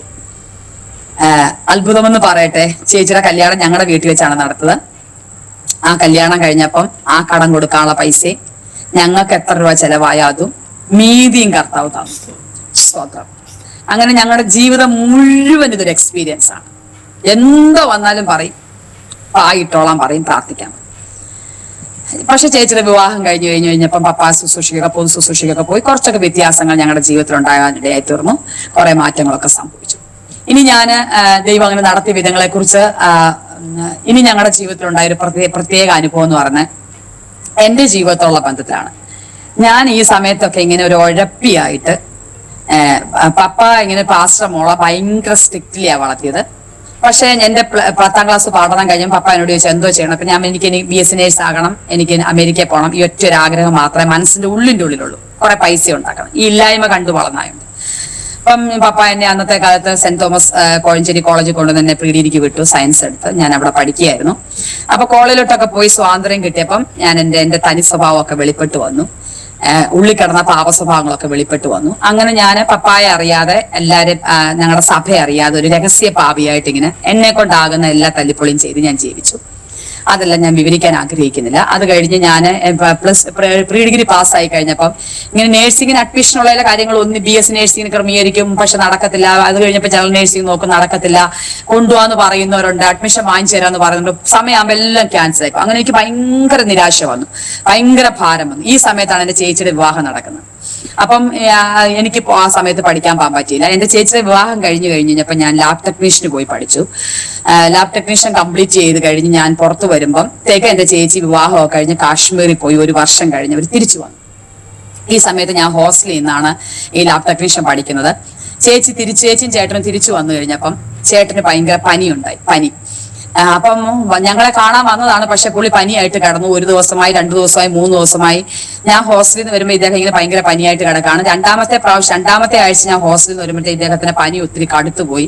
അപ്പൊ അദ്ദേഹം എന്നെ വിളിച്ച് തന്റെ ബെഡിലിരുത്തിയിട്ട് എന്നോട് കുറെ ഉപദേശം പറഞ്ഞു. നീ ഇങ്ങനെ പോയാൽ എന്തായിരിക്കും, ഇത് എന്തായിരിക്കും എന്നൊക്കെ എന്നോട് ഇങ്ങനെ പേഴ്സണലി സംസാരിച്ചു. അപ്പൊ എനിക്ക് സങ്കടം തോന്നി. ഞാൻ അതൊക്കെ കേട്ടു. എന്നിട്ട് ഞാൻ പിന്നെ ഹോസ്റ്റലിൽ പോയി. പക്ഷെ ഞാൻ തിരിച്ചു വരുമ്പോൾ കാണുന്നത് എന്റെ ചേട്ടന്റെ സ്ഥിതി വളരെ മോശമായി പോയി. മരണത്തെ മുഖാമുഖമായി കണ്ടു താൻ കിടക്കുന്ന ഞാൻ കാണുന്നു. പെട്ടെന്ന് ഞാനിങ്ങനെ എന്റെ മനസ്സിനകത്ത് ചേട്ടനെ കണ്ടു കഴിഞ്ഞപ്പോ ഉള്ളിന്റെ ഉള്ളിൽ ഒരു ഭയങ്കര ഭയം വന്നു. ഞാൻ പാപിയായതുകൊണ്ടാണ് എന്റെ ചേട്ടൻ മരിക്കുന്നതെന്നുള്ള ചിന്ത എന്റെ മനസ്സിൽ വന്നു. അപ്പൊ ഞാൻ പറഞ്ഞില്ല, എന്റെ ചേച്ചിക്ക് 20 വയസ്സേ ആയിട്ടുള്ളത്. എന്റെ ചേട്ടനും ഇങ്ങനെ ബോധമില്ലാതെ കിടക്കുകയാണ്. അപ്പൊ ഞാൻ എന്റെ ഹൃദയത്തിൽ വലിയ ഭാരം തോന്നിക്കാണ്. ഞാൻ പാപിയായതുകൊണ്ട് എന്റെ ചേട്ടൻ മരിക്കാൻ. ഞാൻ അവിടെ ഞാനങ്ങ് കരയാൻ തുടങ്ങി. കർത്താവെ, എന്റെ പാപം നിമിത്തം എന്റെ ചേട്ടൻ മരിക്കല്ലേ, കർത്താവെ എന്നോട് ക്ഷമിക്കണമെന്ന് പറഞ്ഞ് ഞാൻ കരയാൻ തുടങ്ങി. ഞങ്ങളിങ്ങനെ കുടുംബ പ്രാർത്ഥനയ്ക്ക് ഇരിക്കുക. കൂടുവിട്ടൊടുവിൽ എന്നുള്ള പാട്ട് പാടി. ആ സമയത്ത് ഞാൻ എന്നെ സമർപ്പിച്ചു. ലോകം എനിക്ക് വേണ്ട, ലോകത്തിലൊന്നും വേണ്ട എന്നും പറഞ്ഞ് ഞാൻ സമർപ്പിച്ച് ഞാൻ കരയാൻ തുടങ്ങി, പ്രാർത്ഥിക്കാൻ തുടങ്ങി. ഞാൻ ഈ സമയത്ത് ഇങ്ങനെ കണ്ണുനീരോടെ കരഞ്ഞ് പ്രാർത്ഥിച്ചിരുന്നപ്പം വേറൊരു ആത്മീയ അന്തരീക്ഷത്തിലേക്ക് ഞാൻ പോകുന്നതായിട്ട് എനിക്ക് മനസ്സിലായി. അപ്പൊ എന്റെ ചേട്ടൻ ഇങ്ങനെ തളർന്ന് അവശനായിട്ട് കിടക്കുന്ന മനുഷ്യൻ എഴുന്നേറ്റിരുന്നിട്ട് പ്രാർത്ഥിക്കുക, അന്യഭാഷയെ പ്രാർത്ഥന. പെട്ടെന്ന് ഞാനിങ്ങനെ അന്യഭാഷകളിൽ ദൈവത്തെ ആരാധിക്കാൻ തുടങ്ങി. എന്റെ ജീവിതത്തിൽ ആദ്യത്തെ സംഭവമാണ്. ഞാൻ കരഞ്ഞോണ്ട് അന്യഭാഷകൾ ആരാധിക്കാൻ തുടങ്ങി. എന്റെ ചേട്ടൻ ആ സമയത്ത് രോഗിയായി കിടക്കുകയാണെങ്കിൽ എഴുന്നേറ്റ് ആരാധിക്കാൻ തുടങ്ങി. ഞങ്ങളുടെ വീട്ടിലെല്ലാവരും ഇങ്ങനെ അന്യഭാഷയിൽ ആരാധിക്കാണ്. സത്യത്തിൽ ഞാൻ പറയാം, അന്ന് രാത്രിയിലാണ് എന്റെ ജീവിതത്തിൽ ഒരു മാനസാന്തരം. ഞാൻ വേറൊരു വ്യക്തിയായി മാറി. ഞാൻ ഇങ്ങനെ നോക്കുമ്പോഴേ എന്റെ കണ്ണുകൾക്ക് ഞാൻ അതുവരെ കണ്ടതുപോലല്ല കാണുന്നേ, അതുപോലെ ചിന്തിക്കുന്ന പോലല്ല ചിന്തിക്കുന്ന വേറൊരു ലോകത്തിൽ ഞാൻ അങ്ങായി. എനിക്ക് ഭയങ്കര സന്തോഷം. ഞാൻ അന്ന് എന്റെ രണ്ടാമത്തെ എന്റെ സന്തോഷം, എന്റെ അപ്പൻ യേശു കർത്താവിനെ കണ്ട ദിവസം ഉണ്ടായതിനു ശേഷമുള്ള എന്റെ രണ്ടാമത്തെ സന്തോഷ ദിവസമാണ് പക്ഷെ എനിക്ക് ആ ഡേറ്റ് ഒന്നും ഓർമ്മയില്ല. ഞാൻ എന്റെ അന്നത്തെ ഡയറിയിൽ അത് എഴുതി വെച്ചിരുന്നു. എന്റെ ഡയറി മിസ്സായി പോയി. അതുകൊണ്ട് ഡേറ്റ് ഒന്നും എനിക്ക് ഒരു ഒക്ടോബർ മാസമാണെന്ന് എനിക്ക് ഓർമ്മയുണ്ട്. 1990 ആണെന്ന് 91 ആണെന്ന് ഓർമ്മയുണ്ട്. പക്ഷെ ഡേറ്റ് ഒന്നും എനിക്ക് ഓർമ്മയില്ല. അങ്ങനെ എന്റെ ജീവിതത്തിൽ ദൈവം എന്നെ രൂപാന്തരപ്പെടുത്തിയ രാത്രിയാണ്. ആ രാത്രി പരിശുദ്ധാത്മാവ് നിറച്ച രാത്രിയാണ്. എന്റെ ജീവിതത്തിൽ മാനസാന്തരം ഉണ്ടായ രാത്രിയാണ്. എന്റെ ചേട്ടന്റെ രോഗക്കിടക്ക് അതിനൊരു കാരണമായി തീർന്നു. ഞാൻ അതെല്ലാം ഓർത്ത് സ്തോത്രം ചെയ്യാണ്. പക്ഷെ എന്റെ ചേട്ടനെ അന്ന് എഴുന്നേറ്റ് പ്രാർത്ഥിക ആരാധിക്കൊക്കെ ചെയ്യുന്ന പിന്നെയും പുള്ളി കിടന്നു. ഭയങ്കരമായിട്ട് കൂടി 90 ദിവസമായപ്പോഴത്തേക്ക് താൻ അൺകോൺഷ്യസ് ആയി. തന്റെ രോഗമൊന്നും ഞങ്ങൾക്ക് അറിയത്തില്ല. പക്ഷെ ഇദ്ദേഹം മെഡിസിൻ കഴിക്കത്തില്ല. ഇദ്ദേഹം ദൈവിക രോഗശാന്തിയിൽ വിശ്വസിക്കുന്ന ഒരാൾ. അപ്പൊ ഞങ്ങളോട് പറഞ്ഞിട്ടുണ്ട്, എന്നെ ഹോസ്പിറ്റലിൽ, ഞങ്ങളുടെ വീട്ടിലാണ്, എന്നെ ഹോസ്പിറ്റലിൽ കൊണ്ടുപോകുമെന്ന് പറഞ്ഞിട്ടുണ്ട്. എന്റെ ചേച്ചിയോട് അവസാനം ബോധം കെടുന്നതിന് മുമ്പ് കൈ പിടിച്ച് സത്യം ചെയ്യിപ്പിച്ചു, നീ എന്നെ ഹോസ്പിറ്റലിൽ കൊണ്ടുപോകരുത്, പിന്നെ എനിക്ക് മെഡിസിൻ തരരുത് എന്ന് സത്യം ചെയ്യിപ്പിച്ചു. എന്നിട്ട് പുള്ളി അൺകോൺഷ്യസ് ആയിപ്പോയി. ഈ സമയത്ത് ഞങ്ങളുടെ വീട് കടന്നു പോകുന്ന ഒരു വലിയ പ്രശ്ന സങ്കീർണമായ ദിവസം. അതൊന്നും വിവരിക്കാനൊന്നും പറ്റുന്ന കാര്യമില്ല. കഴിക്കാൻ ആഹാരമില്ല, നാട്ടുകാരെല്ലാം പ്രശ്നം, മരുന്ന് കഴിക്കാതെ കിടക്കുന്നു, പെന്തക്കോസിലോട്ട് വന്നതേ ഉള്ളൂ. ഒത്തിരി അതിനെക്കുറിച്ച് എനിക്ക് വിവരിക്കാനുള്ള വാക്കുകൾ, ഭയങ്കര പ്രശ്നങ്ങളിൽ കൂടെ കടന്നു പോകുന്ന സമയം. ഈ സമയത്ത് ഞങ്ങള് ഒരു ദിവസം രാത്രിയിൽ എന്റെ ചേച്ചി ഇങ്ങനെ പറഞ്ഞു, പപ്പ അച്ഛനെ ഇങ്ങനെ രോഗശാന്തിക്ക് വേണ്ടി വിശ്വസിച്ച് ആ ഒരു തീരുമാനത്തിന്റെ പുറത്താണ് ഇങ്ങനെ നമ്മൾ ഈ കഷ്ടത്തിലൂടെ കടന്നു പോകുന്നത്. ദൈവാത്മാവ് എന്നോട് പറയുന്നു, നമ്മുടെ കുടുംബത്തെക്കുറിച്ച് ദൈവത്തിന് അങ്ങനെ ഒരു പദ്ധതിയുണ്ട്. ദൈവിക രോഗശാന്തിയിൽ വിശ്വസിക്കാനും അങ്ങനെ ഒരു ദൈവപ്രവൃത്തി നടക്കാനും നമ്മൾ അങ്ങനെ ഒരു തീരുമാനം എടുത്താൽ അച്ഛന് സൗഖ്യമാകും ദൈവത്തിന്റെ പരിശുദ്ധാത്മാവ് എന്നോട് പറയുന്നത്. അങ്ങനെ ഞങ്ങൾ ആ രാത്രിയില് വിശ്വാസം ഒന്നും ഉണ്ടായിട്ടല്ല, പക്ഷെ ഞങ്ങളുടെ ചേട്ടന്റെ സൗഖ്യത്തിന് വേണ്ടി ഞങ്ങൾ അങ്ങനെ ദൈവത്തിന് ഒരു തീരുമാനം എടുക്കുക ചെയ്യുന്നു. ഞാൻ നിങ്ങളോട് പ്രേക്ഷകരോട് പറയട്ടെ, അത്ഭുതം എന്ന് പറയട്ടെ. അന്ന് രാത്രി, അത് വലിയൊരു കഥയൊക്കെയാണ്, അതൊന്നും ഞാൻ വിവരിക്കാൻ ആഗ്രഹിക്കുന്നത്. അന്ന് രാത്രി എന്റെ ചേട്ടൻ ദൈവം പൂർണ്ണമായി സൗഖ്യമാക്കി. അൺകോൺഷ്യസ് ആയിരുന്ന എന്റെ ചേട്ടൻ ബെറ്റിയെന്ന് വിളിച്ചു, എഴുന്നേറ്റു, ഇരുന്നു, സംസാരിക്കാൻ തുടങ്ങി, ആഹാരം കഴിക്കാൻ തുടങ്ങി. ഏകദേശം 90 ദിവസത്തിന് ശേഷം താൻ വെള്ളം കുടിക്കാൻ തുടങ്ങി. അങ്ങനെ അത്ഭുതകരമായ ഒരു സൗഖ്യം ഞങ്ങളുടെ വീട്ടിലുണ്ടായി. അതാണ് ഞങ്ങളുടെ ക്രിസ്തീയ ജീവിതത്തിന്റെ ഒരു മാറ്റം, ഞങ്ങളെ ഒരു ആത്മീയ തലത്തിലേക്ക് മാറ്റിയ ഒരു മാറ്റമായിരുന്നു. സ്തോത്രം. അതിനുശേഷം പക്ഷെ ഈ തീരുമാനമെടുത്ത് ഞങ്ങൾക്ക് എല്ലാവർക്കും ആ രോഗമുണ്ടായി. സെയിം ഡിസീസ് ഞങ്ങൾക്ക് എല്ലാവർക്കും വന്നു. അപ്പൊ ചേട്ടന്റെ വീട്ടുകാർ കൊണ്ടുപോയി. കുറച്ച് കഴിഞ്ഞപ്പോൾ ഞങ്ങളെല്ലാം ഇതേ രോഗമായിട്ട് കിടക്കുവാണ്. ആരും ഞങ്ങളെ കാണാൻ വരുന്നില്ല, കാരണം പകരും എന്നുള്ള ചിന്ത. ഞങ്ങൾക്ക് ആഹാരമില്ല, ഒത്തിരി കഷ്ടത്തിലൂടെ കടന്നുപോയി. എനിക്ക് ഇത്ര ഓർമ്മയുണ്ട്, 6 മാസം കഴിഞ്ഞാണ് ഞങ്ങൾ പിന്നെ സഭായോഗത്തിന് പോകുന്നത്. അപ്പൊ അത്ര ദിവസം ഞങ്ങൾ ഈ കഷ്ടത്തിലൂടെ എല്ലാവരും മാറി മാറി, ചേച്ചിക്ക് സിവിയറായി, പപ്പയ്ക്ക് സിവിയറായി, മമ്മിക്ക് സിവിയറായി, എല്ലാവരും സിവിയറായി. പക്ഷെ ഞാനും പപ്പയും ഒരു ലെവലിൽ ഇങ്ങനെ അങ്ങ് പോയി, കുറച്ച് കൺട്രോൾ ആയിട്ട് പോയി. ഈ സമയത്ത് ഞാൻ എന്റെ ലാബ് ടെക്നീഷ്യൻ കോഴ്സ് ഒക്കെ കംപ്ലീറ്റ് ചെയ്ത് എന്റെ സർട്ടിഫിക്കറ്റ് ഒക്കെ വാങ്ങിച്ച് ഞാൻ ഇങ്ങനെ ജോലിക്ക് പോകാനുള്ള പ്ലാനൊക്കെ ചെയ്ത് ഇങ്ങനെ ഇരിക്കുന്ന സമയത്ത് എന്റെ ചേട്ടൻ സൗഖ്യമൊക്കെ ആയിട്ട് തിരിച്ച് ഞങ്ങളെ കാണാൻ വേണ്ടി വീട്ടിൽ വന്നു. ചേച്ചിക്ക് സുഖമില്ലാന്ന് അറിഞ്ഞു. അങ്ങനെ കാണാൻ വേണ്ടി വീട്ടിൽ വരുന്ന ദിവസം എനിക്ക് ഭയങ്കര ചെസ്റ്റ് പെയിൻ ഉണ്ടായി, അതികഠിനമായ ചെസ്റ്റ് പെയിൻ ഉണ്ടായി. അതെനിക്ക് വിവരിക്കാൻ പറ്റാത്ത വിധത്തിൽ ഞാൻ അൺകോൺഷ്യസ് ആയി. ഞാൻ താഴെ വീണു. എന്റെ മാതാപിതാക്കൾ ഭയങ്കര വിഷമമായി, കരഞ്ഞു. കർത്താവെ, എത്ര മാസം കൊണ്ട് തുടങ്ങിയത് ഞങ്ങളുടെ വീട്ടിലെ ഈ ശോധന. അങ്ങനെ ഞങ്ങൾക്കത് വിവരിക്കാൻ വയ്യാത്ത വിധത്തിലുള്ള മാനസിക പ്രശ്നങ്ങളായി തീർന്നു. അങ്ങനെ പപ്പ എല്ലാവരും കൂടി ഇരുന്ന് കരഞ്ഞു പ്രാർത്ഥിച്ചപ്പോൾ പപ്പ ദൈവത്തോട് ചോദിച്ചു, കർത്താവെ ഇതെന്തുവാ? അന്നേരം കർത്താവ് പപ്പായോട് പറഞ്ഞു, അവളെ എന്റെ വേലയ്ക്കുള്ളത്, അവളെ എന്റെ വേലയ്ക്ക് സമർപ്പിക്കട്ടെ. അപ്പൊ പപ്പ എന്നോട് പറഞ്ഞു, മോളെ ഈ ശോധന നിന്നെ കടത്തി വിടും, നിന്നെ വേലയ്ക്ക് വേണ്ടി. അപ്പൊ ഞാൻ പറഞ്ഞു, പപ്പായോട് പറഞ്ഞ കർത്താവ് എന്നോട് പറയട്ടെ, അന്നേരം ഞാൻ സമർപ്പിക്കാം. കാരണം എനിക്ക് ഒട്ടും ഇഷ്ടമില്ല കർത്താവിന്റെ വേല ചെയ്യാൻ. അപ്പൊ പപ്പായുടെ അവസ്ഥ ഞാൻ കണ്ടിട്ടുണ്ട്. ചേച്ചി കാശ്മീരിൽ പോയി കിടന്ന് കഷ്ടപ്പെടുന്നു. ഇതെല്ലാം കണ്ട് ഞാൻ ഒരിക്കലും വേല ചെയ്യാൻ താല്പര്യപ്പെടില്ല. പക്ഷെ ഞാൻ 7ാമത്തെ ദിവസം ദൈവത്തിന്റെ ആത്മാവിനോട് ക്ലിയർ ആയിട്ട് സംസാരിച്ചു, നിന്നെ എന്റെ വേലയ്ക്ക് വേണ്ടിയുള്ളതാണ്. ഞാൻ ആ രോഗക്കിടക്കയിൽ കിടന്നുകൊണ്ട് ഞാൻ കർത്താവിന്റെ സന്നിധി സമർപ്പിച്ച, കർത്താവ് നിന്റെ ഇഷ്ടം അങ്ങനെയാണെങ്കിൽ ഞാൻ കർത്താവിന്റെ വേലയ്ക്ക് വേണ്ടി സമർപ്പിക്കുന്നു. 7ാമത്തെ ദിവസം കർത്താവ് എന്നെ സൗഖ്യമാക്കി. അങ്ങനെ ഞാൻ കർത്താവിന്റെ വേലയ്ക്ക് വേണ്ടി സമർപ്പിക്കുകയും മണക്കാല സെമിനാരിൽ ദൈവവചനം പഠിക്കാൻ കടന്നുപോയി. അത് കഴിഞ്ഞിട്ട് സ്തോത്രം, കാശ്മീരിൽ എന്റെ ചേച്ചിയോട് ചേർന്ന് കുറച്ചു നാൾ കർത്താവിന്റെ വേല ചെയ്തു. തിരിച്ചു വന്നപ്പോൾ എന്റെ വിവാഹം നടക്കാനിടയായി തീർന്നു. സ്തോത്രം. എന്റെ വിവാഹം കഴിഞ്ഞ് ഞങ്ങൾ നേരെ കടന്നുപോയത് രാജസ്ഥാനിലേക്കാണ്. അവിടെ കർത്താവിന്റെ വേല ചെയ്യുവാൻ ദൈവം ഞങ്ങൾക്ക് ഭാഗ്യം തന്നു. അവിടുന്ന് ഞങ്ങൾ മടങ്ങി വന്നു. ഗുജറാത്തിൽ 18 വർഷം കർത്താവിന്റെ വേല ചെയ്തു.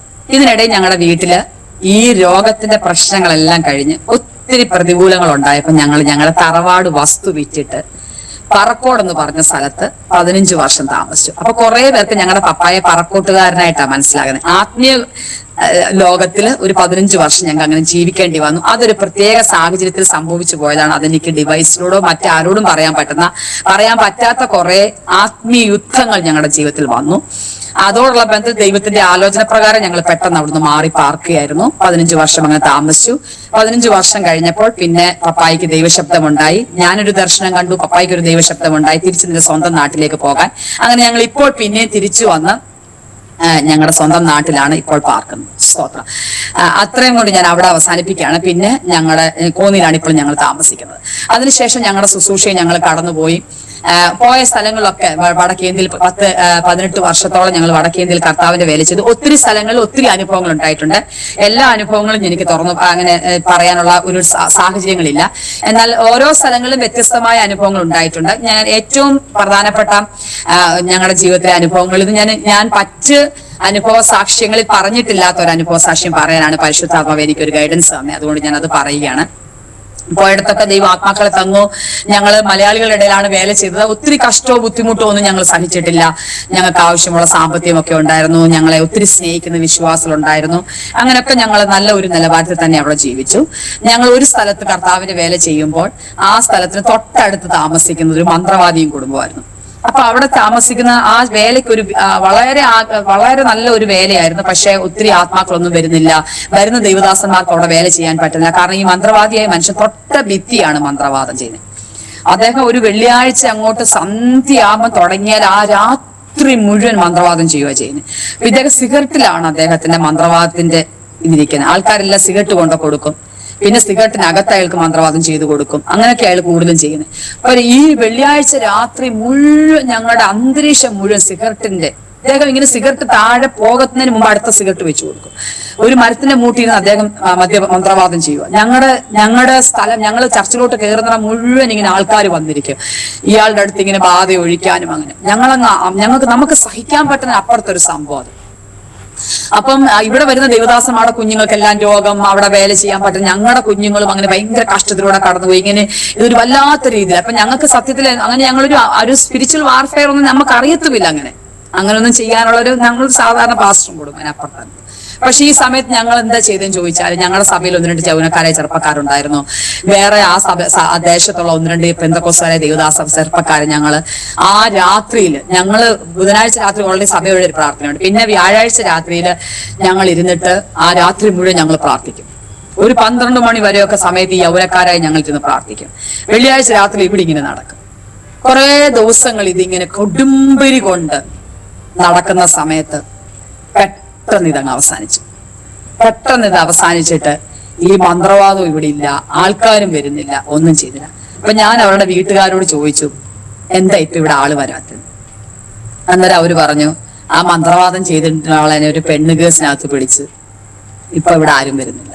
സ്തോത്രം. ഞങ്ങളുടെ സഭയ്ക്ക് അതോടെ തന്നെ വലിയൊരു ദൈവപ്രവൃത്തി ഉണ്ടാകുകയും വളർച്ച ഉണ്ടാകുകയും ആ സ്ഥലം അവിടുന്ന് വിറ്റിട്ട് വലിയൊരു ടൗൺ ഏരിയയില് മനോഹരമായ ഒരു സഭയും ആത്മാക്കളും ഒക്കെ ആയിട്ട് ഇന്നും ആ ചർച്ച സന്തോഷകരമായിട്ട് പോകുന്നു.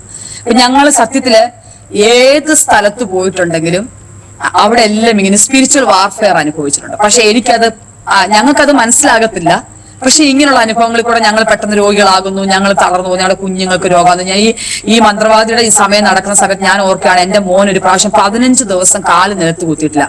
കൊച്ചെന്റെ ദേഹത്ത് തന്നെ ഇരിക്കുക. 15 ഞാൻ ഓർത്ത് എന്റെ കുഞ്ഞ് തളർന്നു പോയി. താഴെ ഇരുന്നെങ്കിലല്ലേ ഈ കുഞ്ഞ് നടക്കുന്നതാണെന്ന് അറിയത്തുള്ളൂ. ഞങ്ങളെല്ലാം രോഗശാന്തി വിശ്വസിക്കുന്ന സമയം കുഞ്ഞുങ്ങൾക്ക് പോലും ഞങ്ങൾ മെഡിസിൻ കൊടുക്കത്തില്ലായിരുന്നു അന്ന്. പക്ഷെ ഇപ്പൊ ഞങ്ങളുടെ കുഞ്ഞുങ്ങൾക്കൊക്കെ അവരൊക്കെ മെഡിസിൻ കഴിക്കുന്നുണ്ട്. പക്ഷെ സ്തോത്രം, ഹോസ്പിറ്റലും പോയിട്ടില്ല, മരിക്കുമെന്ന് വിചാരിച്ചു. പക്ഷെ 15 ദിവസമൊക്കെ ഇങ്ങനെ കഷ്ടങ്ങളിൽ കൂടെ കടന്നു. ഒത്തിരി അനേക പ്രാവശ്യങ്ങൾ മരണത്തെ മുഖാമുഖം കണ്ട അനുഭവങ്ങൾ ഞങ്ങളുടെ ജീവിതത്തിലുണ്ട്, ശുശ്രൂഷകളില്. പക്ഷെ അവിടെയൊക്കെ ദൈവം ഞങ്ങളെ വിടുവിച്ചു. അതിനുശേഷം ദൈവാത്മാവ് ഞങ്ങളുടെ മാതാപിതാക്കൾ പ്രായമായി വാർദ്ധക്യമാകുന്നു. ഞങ്ങളുടെ മമ്മിക്ക് അതിനുശേഷം മമ്മിക്ക് ഒരിക്കൽ പോലും ആ ഹാർട്ടിന്റെ പ്രോബ്ലം ഉണ്ടായിട്ടില്ല, അങ്ങനെ പ്രശ്നം ഉണ്ടായിട്ടില്ല. 35 വർഷം മമ്മിക്ക് ഒരിക്കലും ആ പ്രോബ്ലം ഉണ്ടായില്ല. പക്ഷെ ഷുഗർ വന്ന് മമ്മിയുടെ കണ്ണിന്റെ കാഴ്ചയൊക്കെ ഇങ്ങനെ മങ്ങിയപ്പം പിന്നെ 2 മമ്മിമാർക്ക് സൗഖ്യമില്ലാതെ വന്നപ്പോൾ ഞങ്ങൾ നാട്ടിൽ വരികയാണ് ചെയ്തത്. അങ്ങനെ ഞങ്ങൾ കേരളത്തിൽ വന്ന് ശുശ്രൂഷ ഏറ്റെടുത്തു. പത്തനംതിട്ടയിലും ഈ കൊട്ടാരക്കരയിലുമായിട്ട് ഞങ്ങൾ കർത്താവിന്റെ വേലയ്ക്കായിട്ട് IPCയോട് ചേർന്ന് കർത്താവിന്റെ വേല ചെയ്യുമായിരുന്നു.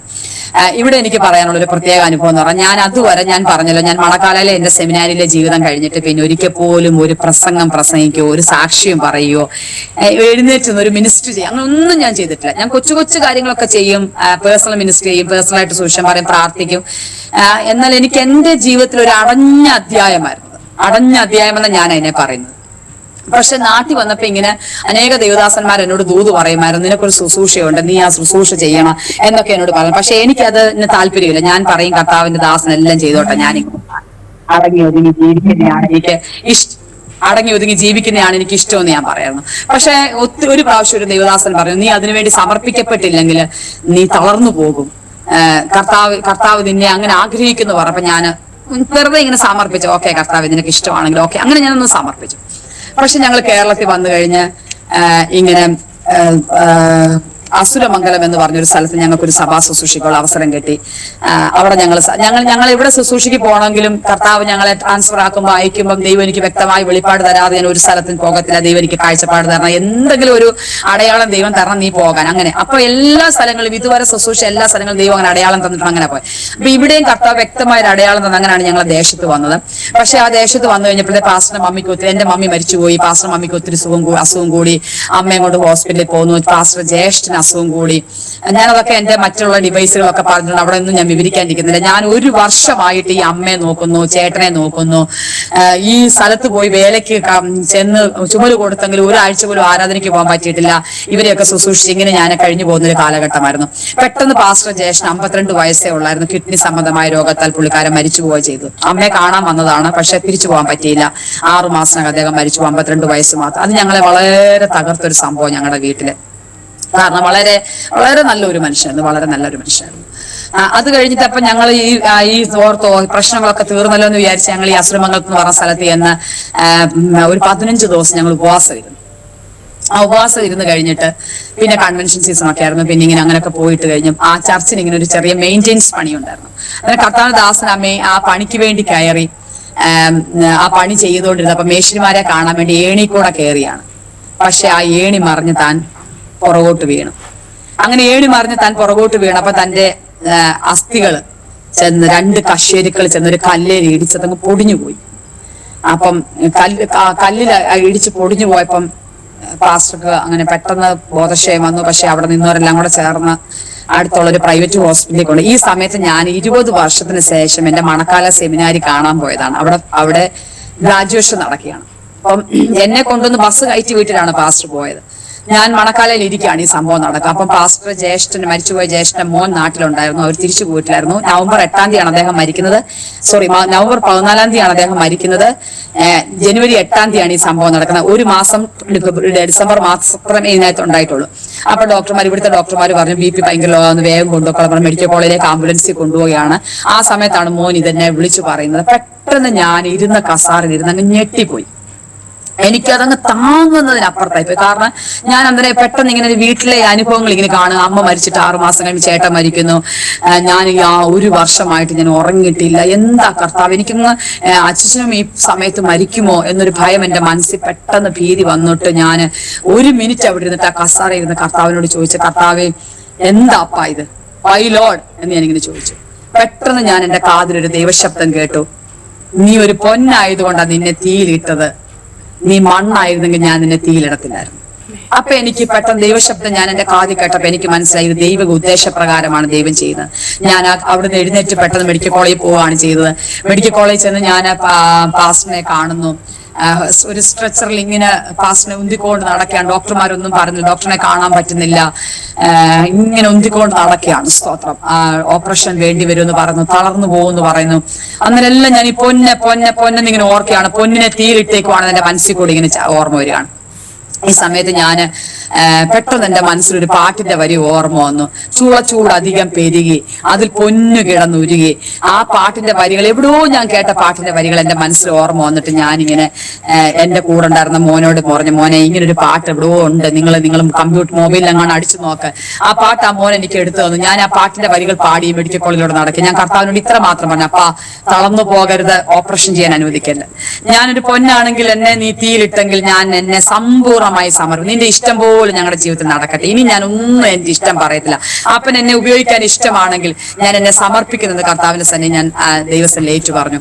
ആ ഹോസ്പിറ്റലിൽ 5 ദിവസം കടന്നപ്പോൾ ഡോക്ടർ പറഞ്ഞു, നിങ്ങൾക്ക് ഒരു ഓപ്പറേഷന്റെ ആവശ്യമില്ല, നിങ്ങൾ തളർന്നു പോകത്തില്ല, പക്ഷെ നിങ്ങൾ ഒരു തടി പോലെ വീട്ടിൽ പോയി 45 ദിവസം കിടക്കണം, അത് കഴിഞ്ഞ് കൊണ്ടുവരാൻ പറഞ്ഞു.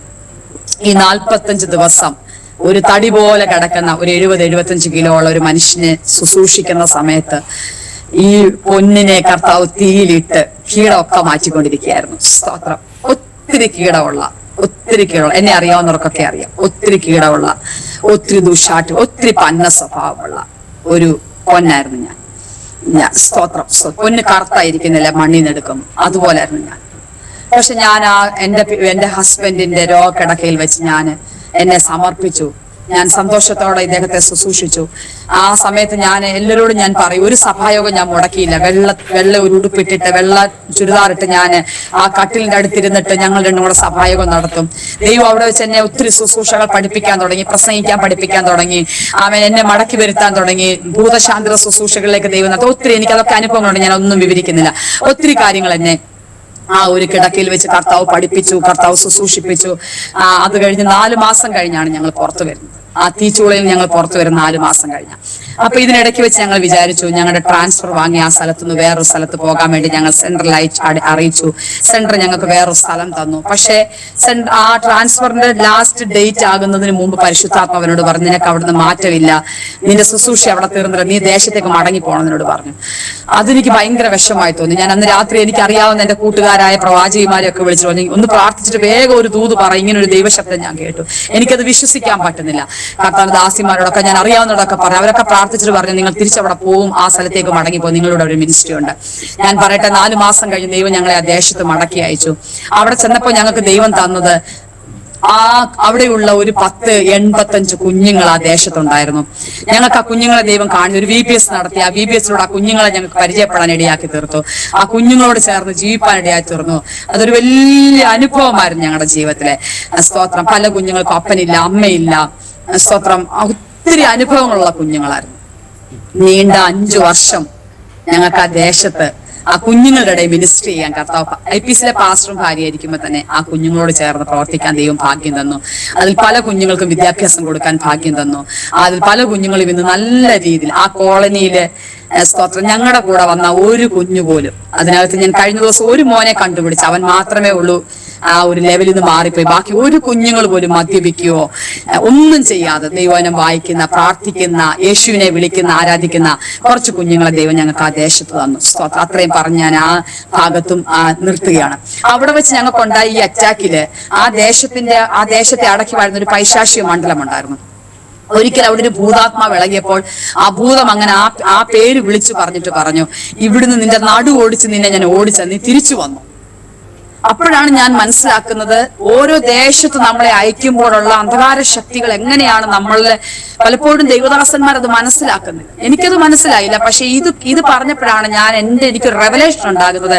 ഓരോ ദേശത്തിലും ആ ദേശത്തെ അടക്കി വാഴ ആ അന്ധകാര ശക്തികൾ ദേശത്ത് പ്രവർത്തിക്കാൻ നമുക്ക് ചിലപ്പോൾ ഉണ്ടാകുന്ന രോഗങ്ങൾ, മരണകരമായ അവസ്ഥകളൊക്കെ അങ്ങനെ ഒരു അനുഭവമാണെന്ന് ദൈവാത്മാവ് എനിക്ക് മനസ്സിലാക്കി തന്നു. സ്തോത്ര. അവിടുന്ന് ഞങ്ങൾ അടുത്ത സ്ഥലത്തേക്ക് ട്രാൻസ്ഫർ ആയി പോകുമ്പോഴും ഇതുപോലൊരു അനുഭവം എന്റെ ജീവിതത്തിൽ അവിടെ വെച്ച് എനിക്കാണ് സംഭവം ഉണ്ടായത്. പെട്ടെന്ന് ഞാനിങ്ങനെ എന്റെ അടുത്ത സ്ഥലത്തേക്ക് ഞാൻ പോകുമ്പോഴും ആ ദേശത്തെ അന്ധകാര ശക്തി പെട്ടെന്ന് എനിക്കിങ്ങനെ എന്റെ ശരീരത്തില് പെട്ടെന്ന് ബ്ലീഡിങ് ഉണ്ടാകുകയും എന്റെ ശരീരത്തിൽ നിന്ന് ഇങ്ങനെ ബ്ലഡ് ധാരാളമായി പോവുകയും മാസങ്ങളോളം ഞാൻ ബ്ലീഡിംഗ് ആയി ഭാരപ്പെടുകയും പെട്ടെന്ന് എന്റെ HB 5 ആയി തീരുകയും ഒക്കെ ചെയ്യുന്നൊരു അനുഭവം ഉണ്ടായി. ഞാൻ വീണുപോയി. സ്തോത്രം. ഞാനിങ്ങനെ ആ സമയത്ത് പെട്ടെന്ന് ഞാൻ ദൈവത്തോട് ചോദിച്ചു, കർത്താവെ ഞാൻ ചത്തുപോകുമോ എന്ന് ഞാനിങ്ങനെ ചോദിച്ചു. ഇങ്ങനെ തന്നെ മലയാളത്തിൽ തന്നെ ഞാൻ ഇങ്ങനെ ചോദിക്കുന്നു, ഞാൻ ചത്തുപോകുമോ കർത്താവെ? പെട്ടെന്ന് ഞാനൊരു ദൈവശബ്ദം കേട്ടു. സ്തോത്ര. ഉഷ്ണം തട്ടിയാലും അതിന്റെ ഇല വാടുകയില്ല. ഞാൻ ഈ ദൈവശബ്ദം അപ്പൊ എനിക്ക് മനസ്സിലായി, ഉഷ്ണം തട്ടും, മരണത്തോളം ഞാൻ ആകുമെന്ന് എനിക്ക് മനസ്സിലായി. പക്ഷെ ഞാൻ മരിക്കില്ല എന്ന് എനിക്കൊരു ഉറപ്പ് തരുന്നു. പക്ഷെ ഈ കഷ്ടതയുടെ സമയത്ത് പെട്ടെന്ന് പിശാചിനെ ഭയങ്കര അലട്ടി. എന്റെ പിതാവിന്റെ വീട്ടിൽ കൊണ്ടുപോയി. ഞാൻ ഈ സഭാ ഹോള് വിട്ട് അവിടുന്ന് പോയി. അവിടെ ചെന്ന് ഞങ്ങൾ ഇങ്ങനെ താമസിക്കുകയാണ്. പപ്പ എന്നെ നോക്കുകയാണ്. ഒരു ദിവസം രാത്രിയില് ഭയങ്കരമായിട്ട് പിശാചിന്റെ മുമ്പിൽ വന്നിരുന്നു. പക്ഷെ എനിക്ക് പിശാചെന്ന് അറിയത്തില്ല. ഞാൻ അന്ന് രാത്രി അൺകോൺഷ്യസ് ആയി പോയി. വേദന സഹിക്കാൻ വയ്യാതെ, അതികഠിനമായ വേദനയാണ്. സ്തോത്രം. ഞാൻ 4 ദിവസമായി ഫുഡ് കഴിച്ചിട്ട് HB 5. മരണത്തെ ഞാനിങ്ങനെ മുഖാമുഖം കണ്ട്. എന്റെ പപ്പ ഇങ്ങനെ, ഞാൻ അതിനിടയ്ക്ക് പറഞ്ഞില്ല, എന്റെ ചേച്ചി 35 വയസ്സായപ്പോ മരിച്ചുപോയി. ഞാനത് പറയാൻ മറന്നുപോയി. സ്തോത്രം. ഞാനത് ഇടയ്ക്ക് പറയാം. സ്തോത്രം. അപ്പൊ എന്റെ പപ്പ ഇങ്ങനെ പറയുന്നുണ്ട്, കർത്താവെ എന്റെ മൂത്ത കുഞ്ഞിന്റെ കണ്ണ് ഞാൻ തിരുമ്മി അടച്ചു, ഇതിന്റെയും കൂടെ കണ്ണ് ഞാൻ തിരുമ്മി അടയ്ക്കണം. ഇങ്ങനെ പറഞ്ഞുകൊണ്ട് നടക്കുന്ന എനിക്ക് കേൾക്കാം. പക്ഷെ ഞാൻ വല്ലാത്ത സ്ഥിതിയിലായി. അവിടുന്ന് എന്റെ ഈ വല്ലാതെ ഞാൻ ഇങ്ങനെ അൺകോൺഷ്യസ് ആയി പോയിട്ട് പെട്ടെന്ന് ഞാനിങ്ങനെ ബോധം വീഴുമ്പോൾ എന്റെ അടുക്കൽ ആരും നിൽക്കുന്നതായിട്ട് എനിക്ക് തോന്നിക്കും. ഞാൻ കർത്താവാന്ന് പറഞ്ഞിട്ട് ഞാനിങ്ങനെ കർത്താവിനോട് സംസാരിക്കാം. പക്ഷെ ഞാൻ കർത്താവിനോട് ചോദിക്കാം, കർത്താവെ ഞാൻ മരിക്കുമോ? അപ്പൊ എന്നോട് മരിക്കുമെന്ന് പറഞ്ഞു. അപ്പൊ ഞാൻ മരിക്കുമെന്ന് ഞാൻ ശബ്ദം കേട്ടു. അന്നേരം ഞാൻ ചോദിച്ചു, എന്റെ പിള്ളേരുടെ കാര്യമോ എന്റെ ഭർത്താവിന്റെ കാര്യമോ ചോദിച്ചെല്ലാം എനിക്ക് അതെല്ലാം നടക്കും. ഞാനിങ്ങനെ കേൾക്കുവോ, ഞാൻ ബോധത്തിലാണോ സുബോധത്തിലാണോ, ഞാൻ എഴുന്നേറ്റിരിപ്പുണ്ടെന്ന് എനിക്ക് നന്നായിട്ട് അറിയാം. ഞാൻ എഴുന്നേറ്റിരുന്ന് ഞാൻ ലിറ്ററലി സംസാരിക്കുകയാണെന്ന് എനിക്കറിയാം. പെട്ടെന്ന് ഞാൻ ചോദിച്ചു എന്റെ സഭയുടെ കാര്യം. അപ്പൊ ഒന്നും എന്നോട് മിണ്ടിയില്ല. ഞാൻ ഓർത്ത് 2-3 കാര്യം ഞാൻ ചോദിച്ചപ്പോ ആൻസർ പറഞ്ഞ ആളെന്താ 3-ാമത്തെ കാര്യത്തിന് ആൻസർ പറയുന്നത് സഭയുടെ കാര്യം ചോദിച്ചപ്പോ കർത്താവിന്റെ അല്ലേ സഭ, അത് കർത്താവല്ലേ നോക്കുന്നേ. പെട്ടെന്ന് എന്റെ മനസ്സിൽ ഈ ചിന്ത വരിക. എന്നിട്ട് ഞാൻ ആ സമയത്ത് ഇങ്ങനെ ഈ ചിന്ത എന്റെ മനസ്സിൽ വരികയും അപ്പൊ എനിക്ക് മനസ്സിലായി പിശാച് എന്നോട് സംസാരിക്കുന്നു. ഞാൻ ഉടനെ ഓർത്ത് കർത്താവിനോട് പറഞ്ഞു, ഉഷ്ണം തട്ടിയാലും എന്റെ ഇല വാടുകയില്ല. എന്നോട് ദൈവം സംസാരിക്കുന്നതിന്റെ പിറ്റേ ദിവസം ഞങ്ങളുടെ ചർച്ചിൽ വന്ന ഒരു ദൈവദാസനും ഇതേ വാക്യം പ്രസംഗിച്ചു. ദൈവം ഒരിക്കൽ അരുളി ചെയ്ത് ഞാൻ 2 പ്രാവശ്യം കേട്ടു. അപ്പൊ എനിക്ക് ഉറപ്പായിട്ടും കിട്ടിയ വാക്യം അത്. ഞാൻ അന്നേരം ഓർത്ത് ദൈവം എന്നോട് പറഞ്ഞാണല്ലോ സ്തോത്ര, ഞാൻ മരിക്കില്ലെന്ന് എന്റെ മനസ്സിൽ പെട്ടെന്ന് ഓർമ്മ. പെട്ടെന്ന് ഞാൻ ഓർക്കുകയാണ്, മെയ് മാസം 7-ാം തീയതി ആണ് ഇത് നടക്കുന്നത്, 2021. മെയ് മാസം 9-ാം തീയതി UK ഒരു സ്ഥലത്ത് പ്രസംഗിക്കാൻ വിളിച്ചിട്ടുണ്ടായിരുന്നു. അന്ന് ദൈവാത്മാവ് എന്നോട് പറഞ്ഞു, നിനക്ക് അവിടെ 10 മിനിറ്റ് കിട്ടും, നീ ഇന്ന വാക്യം പ്രസംഗിക്കണം എന്നോട് പറഞ്ഞിട്ടുണ്ടായിരുന്നു. ദൈവാത്മാവ് എന്നോട് പറഞ്ഞു. അപ്പൊ പാസ്റ്ററെയാണ് പ്രസംഗിക്കാൻ വിളിച്ചത്. അപ്പൊ ഞാൻ ദൈവത്തോട് ഒരു അടയാളം ചോദിച്ചു. അങ്ങനെയാണെങ്കിൽ അവർ ഇങ്ങോട്ട് റിക്വസ്റ്റ് ചെയ്യണം, എനിക്ക് 10 മിനിറ്റ് തരാം. അങ്ങനെ അവരെന്നോട് പറഞ്ഞു 10 മിനിറ്റ് സിസ്റ്റർ സാക്ഷ്യം പറഞ്ഞു. ഇത് മെയ് മാസം 9-ാം തീയതിയാണ് ഞങ്ങൾ മാഞ്ചസ്റ്ററിൽ പ്രസംഗിക്കേണ്ടത്. പക്ഷേ മെയ് മാസം 7-ാം തീയതി ഞാൻ മരണത്തെ മുഖാമുഖം കണ്ട ദിവസം പിശാചിനോട് സമയം. ഞാൻ പെട്ടെന്ന് ഇങ്ങനെ ഓർക്കുക, അയ്യോ എന്റെ കർത്താവ് എന്നോട് പറഞ്ഞായിരുന്നല്ലോ മാഞ്ചസ്റ്ററിൽ പ്രസംഗിക്കുമെന്ന്. എനിക്ക് വാക്യം തന്നെങ്കിൽ പിന്നെ ഞാൻ പ്രസംഗിക്കാതിരിക്കുമോ? പക്ഷെ എനിക്ക് സ്തോത്രം പോലും പറയാൻ വയ്യ. ഞാൻ 4 ദിവസം ആഹാരം കഴിച്ചു, HB 5 ഉള്ളൂ, ഞാൻ വീട് കിടക്കുക. പെട്ടെന്ന് ഞാൻ ഓർത്ത്, എന്റെ കർത്താവ് എന്നോട് ഒരിക്കലും കള്ളം പറഞ്ഞിട്ടില്ലല്ലോ. ഞാൻ ഇങ്ങനെ ഓർക്കുക, എന്റെ കർത്താവ് എന്നോട് ഒരിക്കലും ഫോഷ്ക്ക് പറഞ്ഞിട്ടില്ലല്ലോ. ഞാൻ ആ സമയത്ത് എഴുന്നേറ്റിരുന്നിട്ട് സ്തോത്രം പറയാൻ തുടങ്ങി. പെട്ടെന്ന് ഞാൻ കാണുന്നത് എന്റെ ചർച്ചിലുള്ള ഒരു മോളുടെ അടുത്തിരുന്ന് ഞാൻ അന്യഭാഷയിൽ ആരാധിക്കുന്നതായിട്ട് ഞാൻ ഇങ്ങനെ കാണുക. രാവിലെ എഴുതി ഞാൻ ആ മോൾക്ക് മെസ്സേജ് അയച്ചു. ഞാൻ ആ മോൾ എന്നെ കോൾ ചെയ്തു. ഞാൻ പറഞ്ഞു ഇങ്ങനെയൊക്കെ ഒരു സംഭവം ഉണ്ടായി. എന്നാൽ ആ മോൾ എന്നോട് പറഞ്ഞൊരു സംഭവം ഇതാ, 8 മണിക്ക് അവരുടെ കുടുംബ പ്രാർത്ഥനയിൽ പ്രാർത്ഥിച്ചുകൊണ്ടിരിക്കുമ്പോൾ അവളൊരു ദർശനം കാണുകയാണ്. പാസ്റ്റർ ആന്റി മരിക്കുന്നു, പാസ്റ്റർ സഭാ ഹോള് പൂട്ടുന്നു, സാധനവും കൊണ്ട് പോകുന്നു. ഇങ്ങനെ പുള്ളിക്കാരി ആ ദർശനം കണ്ടിട്ട് ഞങ്ങളുടെ പപ്പായെ വിളിക്കുമ്പോൾ ഇവിടെ ഈ വലിയ കണ്ടീഷനായിട്ട് കിടക്കുന്ന സമയമാണ്. നോക്കിക്കേ, എനിക്ക് പിന്നീടാണ് ഇതൊക്കെ ദേശാധിപത ശക്തികളാണ് ഇത് ചെയ്യുന്നതെന്ന് ഞങ്ങൾക്ക് മനസ്സിലാക്കാൻ പറ്റുന്നില്ല. ആ മോൾ ഉടൻ തന്നെ എന്നോട് പറഞ്ഞു, ഞങ്ങൾ തമ്മിൽ അന്യഭാഷയിൽ അവിടെ ഇരുന്നുകൊണ്ട്, ആ മോൾ ആ ചർച്ചിൽ ഇരുന്നുകൊണ്ട്, അവിടെ വീട്ടിൽ ഇരുന്നുകൊണ്ട്, ഞാൻ എന്റെ വീട്ടിൽ ഇരുന്നുകൊണ്ട് അന്യഭാഷകളിൽ 1/2 മണിക്കൂർ അന്യഭാഷ മാത്രം പറഞ്ഞ് ആരാധിച്ചു കഴിഞ്ഞപ്പോൾ ആ രോഗാത്മാവിന്റെ ശക്തി എന്നെ വിട്ടു. ഇന്ന് വരെ ആ രോഗാത്മാവിന്റെ ശക്തി എനിക്ക് വന്നില്ല. ആ മോള് പ്രാർത്ഥന നിർത്തിക്കഴിഞ്ഞ് എന്നോടൊരു കാര്യം പറഞ്ഞു, ആന്റി അമ്മാമ ഇത് സഭയോടുള്ളൊരു പോരാണ്, അമ്മാമ വേഗം ചർച്ച തിരിച്ചു പോവാ. പാസ്റ്റർ 10-ാം തീയതി ഉപവസിക്കാൻ തീരുമാനിച്ചിരുന്നല്ലേ, ആ ഉപവാസം നടക്കട്ടെ, അമ്മാമ ഉപവസിക്കണ്ട, ഞങ്ങൾ അമ്മാമയെ നോക്കിക്കോളാം, പക്ഷെ തിരിച്ചു വരാൻ പറഞ്ഞു. ദൈവമക്കളോട് ഞാൻ പറയട്ടെ, എന്റെ പ്രേക്ഷകരോട് ഞാൻ പറയട്ടെ, 9-ാം തീയതി മാഞ്ചസ്റ്ററിൽ പ്രസംഗിച്ചു. 10-ാം തീയതി മുതൽ കർത്താവിന്റെ ദാസൻ 21 ദിവസം ഉപവസിച്ചു. കർത്താവിന്റെ ദാസൻ ഇടയ്ക്കിടയ്ക്ക് ഇങ്ങനെ എന്നെ തട്ടിയിട്ട് ചോദിക്കും, ഞാനിത് സ്വപ്നം കാണുകയാണോ നീ എന്റെ അടുക്കലിരിക്കുന്നത്. ഞാൻ യാത്രാമൊഴിയൊക്കെ എന്റെ ദൈവദാസനോട് ചോദിച്ചായിരുന്നു. ഞാൻ എന്റെ പ്രേക്ഷകരോട് പറയാം, കർത്താവ് ഒരു വാക്ക്, എനിക്ക് ഏറ്റവും വിശ്വാസമുള്ള 1-2 കൂട്ടം കാര്യമുണ്ട്. ഒന്ന്, എന്റെ കർത്താവ് എന്നോടൊരു വാക്ക് പറഞ്ഞാൽ മാറത്തില്ല. എത്ര വർഷം കഴിഞ്ഞാലും അതുപോലെ നിവർത്തിക്കപ്പെടുന്ന എനിക്കൊരു വിശ്വാസമുണ്ട്. സ്തോത്ര. അങ്ങനെ ദേശത്തിന്റെ അന്ധകാര ശക്തികൾ വല്ലാതെ ദൈവമക്കളൊക്കെ മനസ്സിലാക്കേണ്ട ഒരു കാര്യമാണ്. എന്റെ ജീവിതാനുഭവത്തിൽ ഞാൻ പറയാം, നമ്മളൊരു സ്ഥലത്ത് ദേശത്ത് കൊണ്ടുപോകുമ്പോൾ ആ ദേശത്തെ അടക്കുവാരുന്ന പൈശാചിതങ്ങൾ നമ്മളെ ഏത് വിധത്തിൽ, ചിലപ്പോൾ മാനസികമായിട്ടായിരിക്കും, ശാരീരികമായിട്ടായിരിക്കും, ഒക്കെ നമ്മളിങ്ങനെ അറ്റാക്ക് ചെയ്യുമ്പോൾ നമ്മൾ ആത്മമണ്ഡലത്തിൽ മനസ്സിലാക്കണം, അതിന്റെ പുറകിലുള്ള ശക്തിയെ മനസ്സിലാക്കിയെങ്കിൽ മാത്രമേ നമുക്ക് ജീവിക്കാൻ പറ്റുള്ളൂ, ദൈവം നമ്മളെ മടക്കി വരുത്തുള്ളൂ. സ്തോത്ര. എന്റെ ജീവിതാനുഭവങ്ങളിലുള്ള ചില കാര്യങ്ങളാണ്. ഞാൻ എന്റെ പപ്പായിട്ടുള്ള മതത്തിൽ ഞാൻ 1-2 കൂട്ടം കാര്യങ്ങളോട് പറയട്ടെ. ഒന്ന്, എന്റെ പപ്പായെ ഞങ്ങൾ എങ്ങും പറഞ്ഞിട്ടില്ലാത്തൊരു അനുഭവമാണ്. സുവിശേഷ വിരോധികൾ പപ്പായെ ഭയങ്കരമായിട്ട് ഉപദ്രവിച്ചൊരു കാലം ഉണ്ടായിരുന്നു. ഒരു ദിവസം പപ്പായ പപ്പ മാത്രമല്ലായിരുന്നു, പപ്പായുടെ കൂടെ 2-3 പേരുണ്ടായിരുന്നു. ഒരു രാത്രി പപ്പായെ ഭയങ്കരമായിട്ട് ഉപദ്രവിച്ച് എന്നെ അടിവയറ്റിലൊക്കെ തൊഴിച്ച് നടക്കാൻ വയ്യാതെ വണ്ടി പിടിച്ച് പറിച്ച് വാങ്ങി പപ്പ ക്ഷീണിതനായിട്ട് വീട്ടിൽ വന്നൊരു ദിവസം എനിക്ക് ഓർമ്മയുണ്ട്. ഞാൻ ആ സമയത്ത് മുട്ടുമേലിരുന്ന് പ്രാർത്ഥിക്കുകയായിരുന്നു പപ്പ വന്ന് വിളിക്കുന്ന സമയത്ത്. പപ്പ ഇങ്ങനെ പറയുമ്പോൾ ഞാൻ ഭയങ്കര സന്തോഷിച്ചു. സുവിശേഷത്തിന് വേണ്ടി പപ്പായ്ക്ക് അടി കൊള്ളാൻ പറ്റുമോ, പപ്പ എന്തിനാ വിഷമിക്കുന്നത്, അങ്ങനെ ഭാഗ്യം കിട്ടുമോ. ഞങ്ങൾ ഒരിടത്തും ഈ സാക്ഷ്യം, എന്റെ പപ്പ ഇത്രയും നാൾ പ്രസംഗിച്ചിട്ട് ഒരിടത്തും അത് അനുഭവം പറഞ്ഞ് ഞാൻ കേട്ടില്ല. പക്ഷെ പരിശുദ്ധാത്മാവിനോട് കഴിഞ്ഞ ദിവസം പറഞ്ഞു, നിങ്ങൾ എന്തിനാ അത് മറന്നുപോയത്. സ്തോത്രം. അന്ന് ആ ദേശത്ത് പപ്പ അടി കൊണ്ട സ്ഥലത്ത് 3 കുടുംബം രക്ഷയുടെ അനുഭവത്തിലേക്ക് കടന്നു. അങ്ങനെ ദൈവം ഞങ്ങളുടെ ജീവിതത്തിൽ അനുഭവം തന്നു. ഞാൻ എന്റെ സിസ്റ്ററുടെ കാര്യം ഇടയ്ക്ക് പറഞ്ഞില്ലേ, എന്റെ സിസ്റ്റർ 35-ാമത്തെ വയസ്സ് കാശ്മീരിലെ തന്റെ വേല തികച്ച് നാട്ടിൽ വന്ന് റുമാറ്റിക് ആർത്രൈറ്റിസും, ഞങ്ങൾ രോഗം എന്താന്ന് ഞങ്ങൾക്ക് അറിയില്ല, ഞങ്ങൾ ഹോസ്പിറ്റലിൽ കൊണ്ടുപോയിട്ടില്ല. പക്ഷെ അദ്ദേഹം 35-ാമത്തെ വയസ്സില് കണ്ണമാലിക്കടുത്ത് കണ്ണമാലിയില് അവിടെ കർത്താവിന്റെ വേല ചെയ്യുമ്പോൾ കംപ്ലീറ്റ് തളർന്നു പോയി, പാരലൈസ് ആയി പോയി. അങ്ങനെ 2.5 വർഷത്തോളം കിടക്കയിൽ കടന്നു. വളരെ സന്തോഷവതിയായി കിടക്കയിൽ കടന്നുകൊണ്ട് അനേകരെ ക്രിസ്തുവിന് വേണ്ടി നേടി.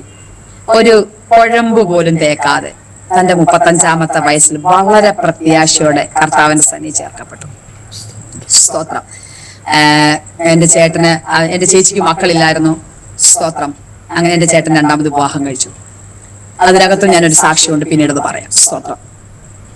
ഇങ്ങനെ ഒത്തിരി കഷ്ടങ്ങൾ കടന്നുപോയെങ്കിലും എന്റെ ജീവിതത്തിലെ ഒരു പ്രത്യേക സാഹചര്യം എന്ന് പറഞ്ഞാൽ എന്നോട് പരിശുദ്ധാത്മാവ് എപ്പോഴും ഈ തിരുവചനത്തിൽ നിന്ന് ഇങ്ങനെ സംസാരിക്കും. ഞാനത് പ്രത്യേകമായിട്ട് ഇന്നത്തെ എന്റെ ഈ ടെസ്റ്റിമണി പറയാൻ ആഗ്രഹിക്കുന്ന കാര്യം എന്ന് പറഞ്ഞാൽ ഇതെന്നെ ഒത്തിരി രൂപാന്തരപ്പെടുത്തിയിട്ടുണ്ട്. ഒത്തിരി പ്രാവശ്യം ലിറ്ററലി ഇതെന്നോട് സംസാരിക്കും. ലിറ്ററലി അത് പറഞ്ഞാൽ എനിക്ക് അറിയത്തില്ല എങ്ങനെ ആരും വിശ്വസിക്കുമെന്ന്. ഞാൻ ദൈവശബ്ദം കേൾക്കും, പക്ഷെ വാക്യങ്ങൾ കൂടെ ദൈവം എന്നോട് സംസാരിക്കും. ചിലപ്പോൾ എന്നോട് ഞാൻ എത്ര ദിവസം ഉപവസിക്കണം ചോദിച്ച് ഞാൻ ഇങ്ങനെ വേദോസം തുറക്കുകയാണെങ്കിൽ ഡേറ്റ് അതിനകത്ത് എഴുതിയേക്കുന്ന കാണിക്കും. അങ്ങനൊക്കെ ദൈവം എന്നോട് സംസാരിക്കും. അങ്ങനൊക്കെ ഒരു പ്രത്യേക അനുഭവം. ഇതെന്റെ ഏറ്റവും ജീവനാണ്. ഞാൻ ഒന്ന് രണ്ട് അനുഭവങ്ങൾ വചനത്തിൽ കൂടെ നടന്ന വിടുതലുകൾ പറയാം. ഒന്നാമത്തെ സ്തോത്രം ഒരു സംഭവം, ഞാൻ ആദ്യം എന്നോട് കർത്താവ് സംസാരിക്കുന്ന വചനം, ഞാൻ ദൈവത്തിലൂടെ നടക്കുന്ന ഡെലിവറൻസ്. ഞങ്ങളുടെ പപ്പായ ഒരു പ്രാവശ്യം പട്ടി കടിച്ചു. പട്ടി കടിച്ചെന്ന് പറഞ്ഞാൽ പപ്പായ ഇങ്ങനെ 21 ദിവസം ഉപവസിക്കാൻ സമയത്ത് ഓരോ പാസ്റ്റർമാരെ വിളിക്കാൻ പോയത്. അപ്പൊ ഒരു കോട്ടയത്ത് ഒരു പാസ്റ്ററിനെ വിളിക്കാൻ പോയിട്ട് ആ രാത്രിയിൽ അവിടെ കിടന്നിട്ട് ബാത്റൂമിൽ പോയ സമയത്ത് ഒരു പട്ടിയെ ഇനി ചവിട്ടി. അപ്പൊ ആ പട്ടി തിരിച്ച് കടിച്ചു. അപ്പൊ അവര് വീട്ടുകാരന്നേരം രാത്രി തന്നെ ഓണന്നപ്പോ പപ്പായോട് പറഞ്ഞു, ഈ പട്ടിക്ക് പേ ഉണ്ടോന്ന് അറിയാൻ വേണ്ടി ഞങ്ങൾ ഇങ്ങനെ മുട്ട കൊടുത്തിട്ടേക്കുമായിരുന്നു. അങ്ങനെ കേട്ടപ്പോൾ പപ്പായുടെ മനസ്സിൽ പെട്ടെന്ന് കേട്ടു. പപ്പയ്ക്ക് പേടിയൊന്നും തോന്നില്ല. പക്ഷെ പപ്പ പോയി കിടന്ന് ഉറങ്ങിയപ്പം പപ്പായുടെ അടുത്തൊരു കുഞ്ഞു കിടപ്പുണ്ടായിരുന്നു. അവനിങ്ങനെ ഉറക്കത്തിൽ ചുമച്ചു. പക്ഷെ പട്ടി ചാടി വന്ന് കടിക്കുകയാണെന്ന് പപ്പായ്ക്ക് തോന്നിയിട്ട് പപ്പ ഭയങ്കരമായിട്ട് ഭയന്നു പോയി. പക്ഷെ ഞങ്ങളോട് ഇത് പറയുന്നില്ല.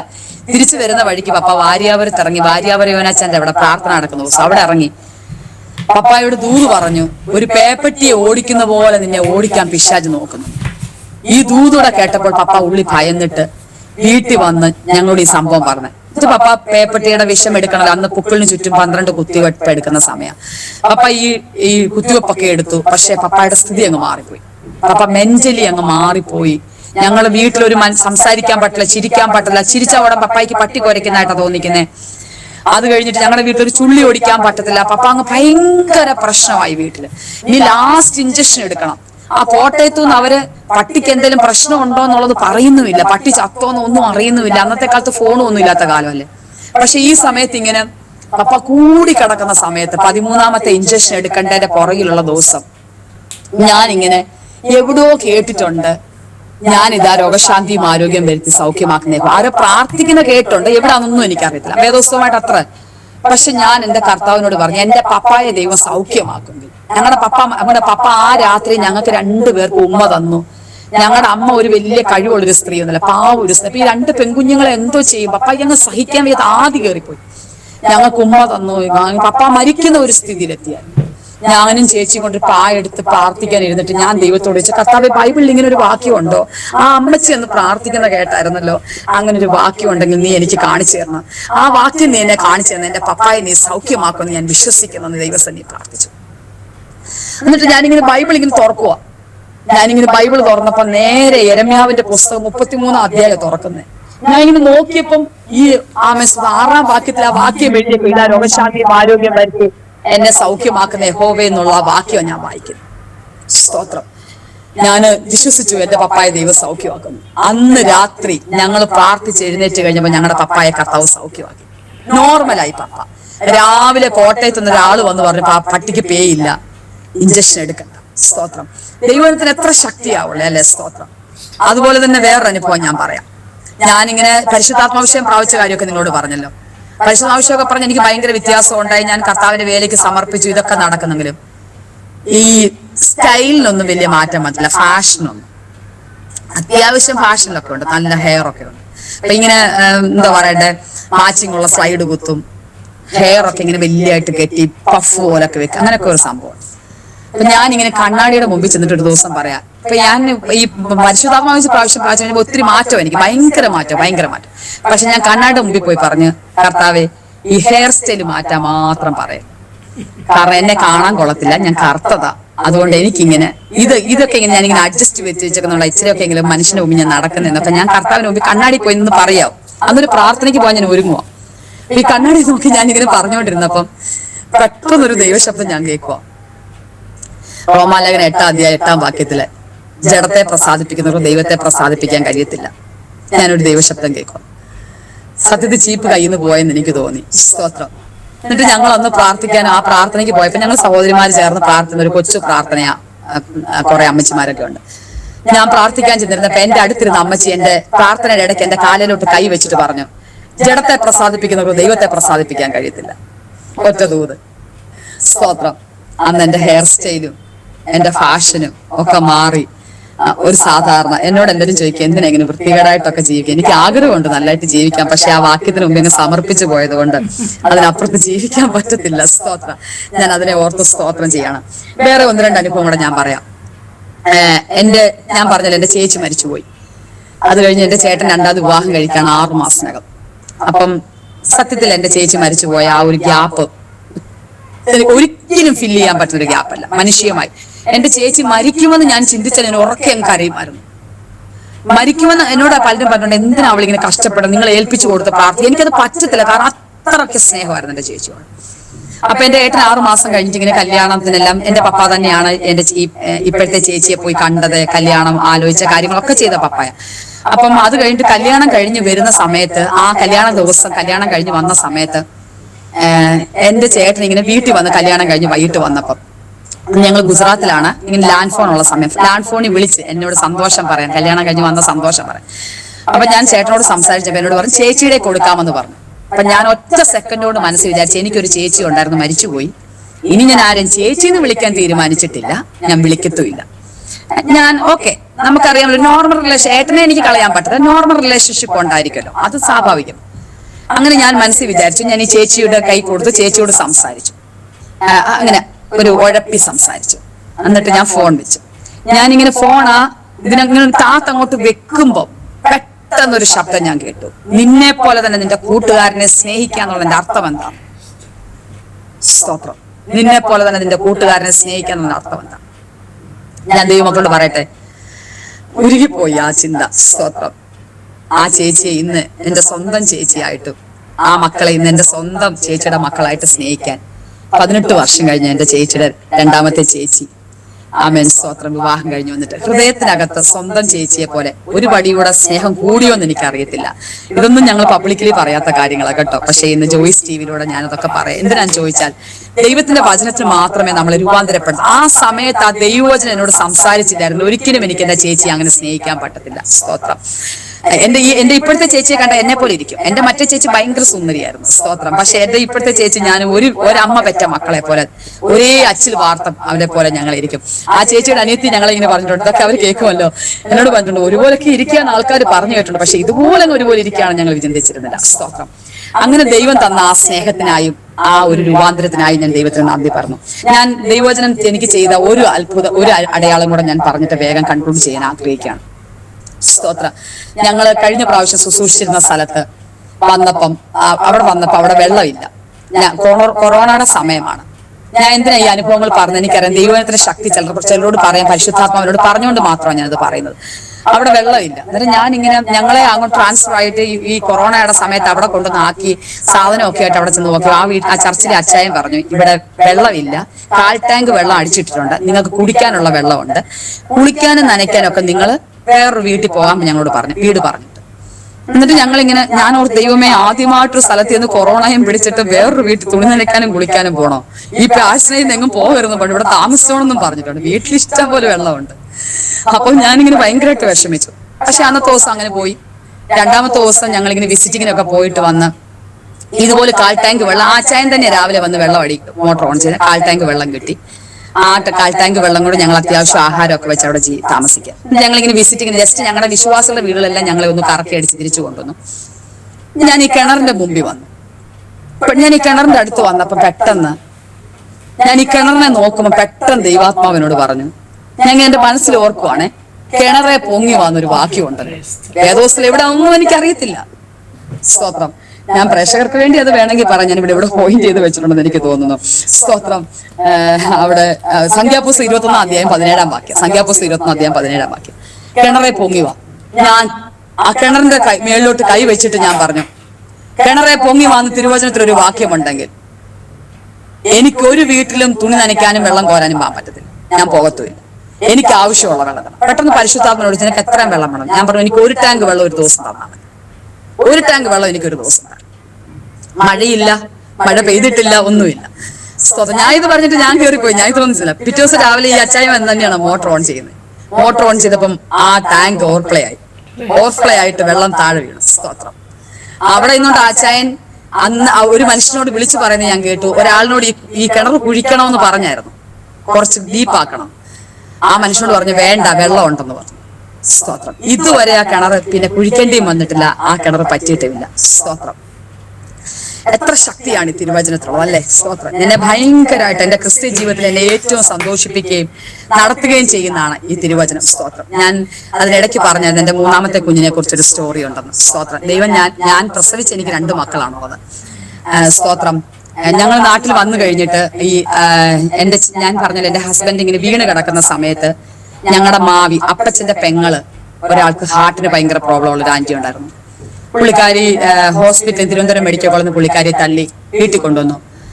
വീട്ടിൽ കൊണ്ടുവന്നാൽ അവരെ നോക്കാൻ ആരുമില്ല. അപ്പൊ ഞാൻ, എന്റെ ഹസ്ബൻഡ് ഓൾറെഡി കിടക്കുവാണല്ലോ, അപ്പൊ ഞാൻ പറഞ്ഞൊരു കാര്യം ചെയ്യും, ഇവിടോട്ടേക്ക് കൊണ്ടുവരാമെങ്കിൽ ഞാൻ നോക്കാം, അപ്പുറത്തെ കട്ടിലിട്ടിട്ട് ഞാൻ നോക്കാം, എനിക്ക് വന്ന് നിന്ന് നോക്കാൻ പറ്റില്ല. അപ്പൊ അവര് മെഡിക്കൽ കോളേജിൽ ഡിസ്ചാർജ് ചെയ്ത് 6ാം ക്ലാസ്സിൽ പഠിക്കുന്ന ഒരു കുഞ്ഞുണ്ട്. 2 പേരും കൂടി ഇവിടെ വന്നു. അദ്ദേഹത്തിന്റെ ഹസ്ബൻഡ് ഒരു ഭയങ്കര മദ്യപാനിയായ മനുഷ്യനാണ്.